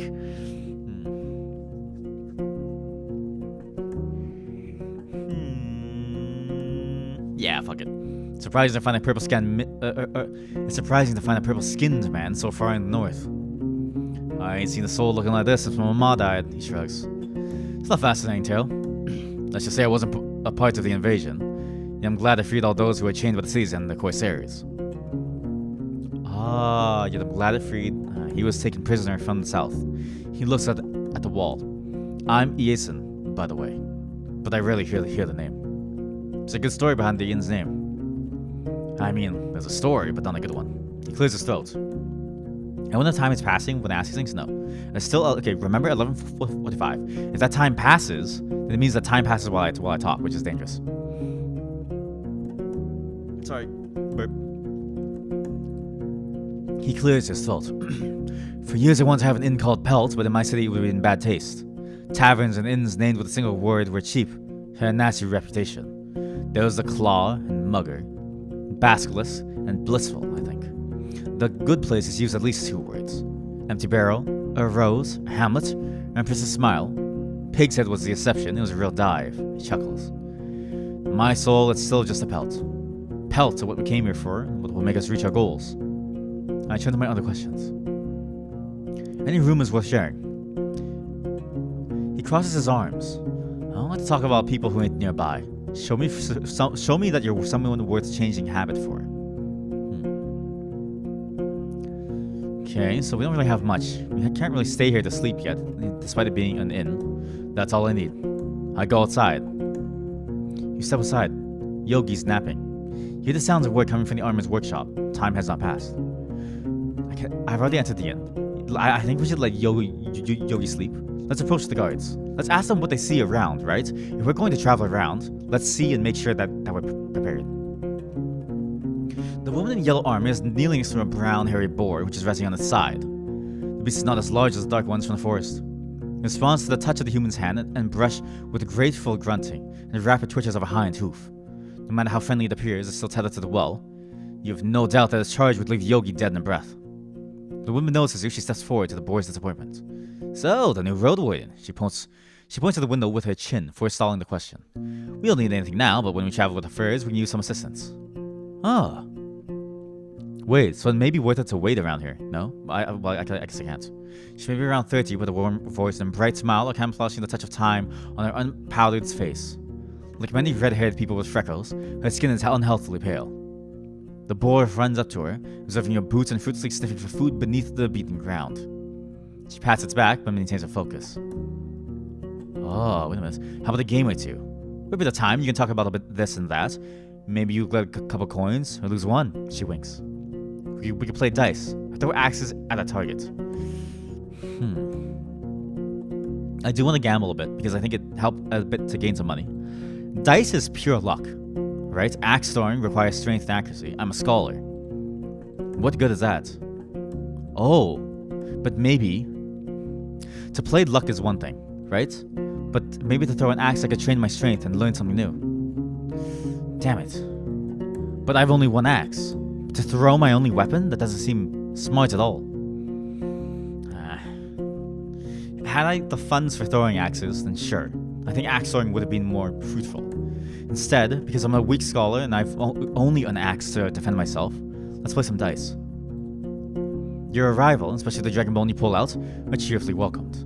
2 of the guards bring a table from the inn, and the one prepares a couple of stools and chairs. Now spectators, and you're told that the other hunters are either sleeping or have duty on the tower. Remember, no magic, says one of the players. His face is deadly serious. The game is new to you, but in no way baffling. 4 people can play at once. The wooden dice are long, with only 4 dotted faces. Every time someone wins a round, they get a point, and the person with the most points at the end of the game wins all the coins. As you play, you don't feel like you have much control over the results. I blend in with the group. We share casual jokes, memories, and views on luck and optimal strategies. Yogi and Tulia's camp are also brought up. When you ask about the roads of the locals, their stories are vague. The drinks are here. It's a poured beer made from the leftovers after the regular brewing. It's cold, sweet, and doesn't reach your head, but you try to avoid the smell. Just don't spill anything. You, the boar, may get sick, says your bald opponent. In just a few minutes, you get 2 points, which are now represented by smooth pebbles. You don't really know how you got them. Either you don't get the strategy or it's just pure luck. My knowledge seems to come in handy. I can either say, let's see how lucky I am, and roll the dice, or... there's a strategy to this game. I can see it. I can't be sure I'll win, but I can play better than I expect. Play better? We got 3 We're rich! Holy shit! We have doubled our funds. Through the application of a skill called knowledge, the power of minds, we have gained 3 coins. We have doubled our... Holy crap, we were so good. During the final round, you get ahead of everyone, and the spectators playfully comment on your moves. The winner takes all. 3 dragons are placed on the table, and you put them into your pouch quickly. The tables and chairs are moved back into the building, and the guard in yellow armor thanks you for playing. So is there anything you would need? We already played today. Oh, no more playing. See? Good thing I didn't choose axe throwing. My weak, spindly scholar arms would not have been able to make it. Have you ever been at the heart of the woods? You sometimes hunt south from there. There are good hunting grounds in the western half. The second one is too overgrown, but the soil is different. She shrugs, then moves the hair away from her forehead. But it's a risky spot. There are treants there, the wolves, even the furless ones. Wait, a furless wolf would look like a giant rat. And you have to go through the tall grasses, watch out for what's on the ground. There aren't many archers in the trees, she smiles as if it's a joke. There are all too many worms, even larger than a water leech. What in God's name is a water leech? I guess it's just a leech, but in the water. Look, we're swimming places now, too. Yo. And we have people. Yo. We have a lot. Sorry. The yawn is getting to me. I've been live for 6.5 hours now. I will play a game after that doesn't involve talking, so that I can let my voice rest. But we're gonna finish with this game after we're done with this whole area in. Tell me about yourself. Oh, what was that? After a brief giggle, her voice gets cold and serious. Nah, Roadwarden. We use names and stories among friends. You ain't one. Don't make me tempt curses. I was foraging berries for the innkeep. She chuckles. So I've heard. Don't worry about it. Usually we forage by ourselves, but he wouldn't ask you for a dragon for a meal. He gives small jobs to people all the time, just to see who agrees to do them. Wants to judge who's of use and who's too proud for their own good. I have some questions about this place. Not much to tell, honestly. There are many beasts around, both wild game and dangerous monsters. We spend our time surrounded by these walls, leaving only to hunt, forage, or trade. That's an unusual tower. It's going to be closer to the gate, shorter. Like in Hovlevin. Fair. But ain't here to protect the gate. This stronghold was built long before we moved in, not to fight off humans. The tower was meant to be used by those who observed the deep forest. We look out for fires, dragons, and any wind creatures that are looking to roost on the roof. Baldy, she nods toward the man who is completely bald, has a great eye and sees well even in the darkness. Real shit. Any interesting creatures living nearby? Ha! Here! Everything lives here. She lifts her hair. I swear we saw a few dragons, a unicorn family. A battle between trolls and goblins, phase 2 beastmen, a gargoyle, and a hunting queen shouts all the time. I could tell you all about them, but I won't. She winks, and pats the boar on its head. You know, hunters have their secrets. Your group seems to be quite attached to this boar. How could you not be? She crouches and rages the boy's head, but he steps away and squeals as if someone's murdering it. He came with us from the city, just in case. We had no clue how our first winter would go, so we need some backup meat. And it works, too. Cleans the dirt. She reaches out to the beast again, but it trots away. The woman straightens up with a pleased sigh. We haven't needed to eat it so far, but it's also funny. In my home village, the farm boys are getting a bit smaller and more cuddly. Kind of like ibexes. So it's not such a wild, dangerous beast. But we don't let it get close to other animals. You guys have children here? What the? I guess it makes sense, right? It's like, realistically, this is a small fortress, right? So like, they have like working people here. They must have families too. Oh man, raising a family in this world must be terrifying. It's already scary in the real world, but in a fictional world like this with all these threats, must be terrifying. What do you usually hunt for? Anything we can eat to sell. If there's a partridge, a squirrel, or a rat, we don't complain. When we move as a group, we look for something larger. Deers and oryx are delicious, but we don't always look for taste alone. There's value in bones, antlers, claws, tusks, things people use to make tools or sculptures. We use some of them to make tools and spears. You can never have no spears. She pauses and looks at a strand of her hair, then suddenly speaks up again. And then we look for furs, of course. What can I find north from here? I'm sorry, we don't really go to those regions. We stay close to home, only sometimes move south or west to Howard's Dell, but only to trade. One second, gas.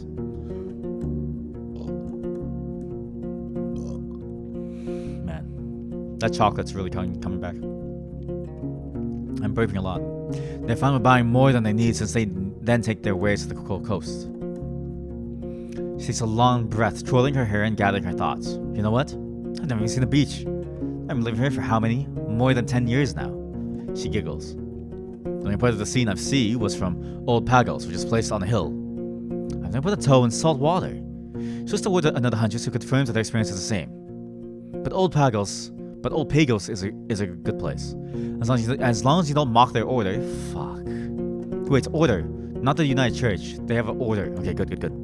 The order is kind to pagans. And nice, they'll also be kind. Boss says they're too serious for him to stand them, but at least they don't bite without a reason. Heard anything about the necromancers? That's something new. Her voice lowers to a whisper. I've never been to White Marshes, but over the years we've seen people moving away from there, south. They told us that the place has changed too much. A priest died, I think. And a new one awakens the dead. Sorry, Roadwarden. That's all I know. She's hiding something. She sounds convincing. Thanks. I'm looking for knowledge about wild creatures. As she observes me with a hand casually resting on her hip. Well, I told you our knowledge is valuable. I don't know. She looks at the boar, which seems to be obsessed with a clump of grass growing next to the wall. 15 dragons, no less. So any discount for friends.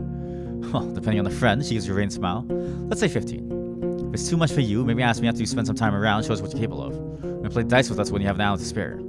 These folks here, she starts to whisper, points with a thumb at the guards behind. They crave gossip. Never mind then. I walk away. You turn to the courtyard, hear the sounds of work coming from the armorer's workshop. Let's see the armor. You walk past the wall and find a small open shed, not unlike the stable, but with a humble set of tables, carving tools, hammers, sharpening stones, pincers, knives, and other tools. As long as something can be solved by brute force, this place will find a way to do so. There are two people sitting on a long bench. The first one is a male, maybe inch-long hair, a cleanly shaven face, a thin, long yellow tunic, bare legs, and sandals. He ignores your presence, sewing a gambeson with great concentration. The second person is a boy, maybe 15, who's wearing the crude outfit of a farmer. He glances at you, but soon returns to sharpening a long dagger. If they're working, I should just wait for them. After a few minutes, the man finishes his task and raises his head. He puts away the piece of garment on the table, stands up, bows to you, and shrugs, waiting for you to speak. Could you patch my clothes if they were torn? He shakes his head and points at the uneven seams on his own tunic, then grabs a crude bone needle and shows you his broken head. He wouldn't even if he wouldn't if he had the tools, says the boy. But you can try and Hallow's Dell or Gale Rocks. I look at the youngster, learning the trade, I see. Kind of. He answers reluctantly, but his teacher pats his knee, giving him a harsh look. The kid clears his throat. Yes, but we both ain't masters, you see. There's not a soul to teach us, so once I'm ready, I'll try hunting instead. Fixing things for others is boring. The man grunts a sound though you don't understand it. Seeing your face, the boy chuckles. He said, safe. Let's meet in the middle. boring, but safe. The man nods. I'm in need of your services. He nods, points at the laces in front of your jacket, raises his clenched fingers to his shoulders, then gently spreads and lowers them as if he's taking off a robe. You follow his command, allow him to properly inspect your gambeson. After a few minutes, he gives it back, then reaches for his pouch. Pulls out one dragon bone, shrugs, then another one, and waves both of them in the air, pursing his lips. His few speech-like noises with his empty mouth groaning what sounds like I don't know. I consider his offer. So that my jacket will be patched up to have +1 armor, which I think is important, right? I need to survive. Again, I can't do my duty as a Roadwarden and complete my overall goal of helping people if I can't even survive. And I got the coin for it from winning the dice game, using my foreknowledge. I think it's important that we patch up our jacket. And it'll only take an hour. In 1 hour, your jacket will be carefully patched up. Pay 1. Your jacket is as good as this armor can make it. It will stop even a life-threatening strike. With the current gambeson, it's the best protection you can get. See? It only took 1 hour. I still have 10 hours in the day. My armor, so good. So good. I feel like this gambeson could use some adjustments. He nods enthusiastically, then apologetically points behind them in a small box filled with basic tools. He ain't that experienced, says his assistant. We do this and that, but only the simple things. I leave the shed. You return to the courtyard. The sounds of work come from the armor's workshop. Does the inn have anything new? No? Bye-bye. Wait, look, there's a different thing. 2 guards are looking through an open window, embracing each other. They don't spare your look. The innkeeper is sitting behind the counter, cutting vegetables. The open windows fill the hall with refreshing air. The innkeeper is standing behind the counter preparing a set of mugs. Ah. Oh, different little lore bits, eh? Okay, so only for the end. I go to the well. The recently renovated wooden roof covers the well from rain and birds. One of the guards is enjoying the cold drink he drew with a bucket and tells you to use only as much water as is necessary. The oakish soap you own can help you get cleaner. You need 3 pieces of bathing equipment to get more out of this place. I wash my shell. It's weird that they say shell for body, but it makes sense. If they believe in a soul, then the shell is the body that we work with. In a way, it's also scary that they say shell, because it feels like an absolution of you. It's just a shell. It's just something I can toss away and throw away, and it'll do, and I'll use it as I need fit, to fulfill the needs of my soul, whatever they may be, malicious or otherwise. I wash my shell. Slashing yourself with cold water from the bucket won't take away your smell, but it's enough to remove the towel and sweat from your skin, or mud stain from your clothes. I smell a bit better now. Now, as I said before, my thrussie is getting dry. My thrussie is loose. Incredibly loose. It's so sore. Well, not sore, but I can feel the strain on it. And I know when strain is too much to handle. I did mention that I was going to play a game after this that wasn't related to this, that wasn't much talking, but I've also been streaming for 7 hours. And I'm getting kind of tired, and I need to eat. I haven't eaten all day, well, except for the instant noodles in the morning, but I think this is a good spot for us to end it off on. This game is interesting. Today we've played 2 absolute bangers of games. The first, a summer with the Shiba Inu, and now this, Roadwarden. We'll have to leave it here though, and next time, now that we're done with the inn, we'll see where we can go. We've had a lot to do. This game, the depth that it has, the narrative that it tries to pull forward, the lore that it seems to build, you're steeped in imagery all around you, imagery through rewards. I'm excited to see what's next for this game. Until next time though,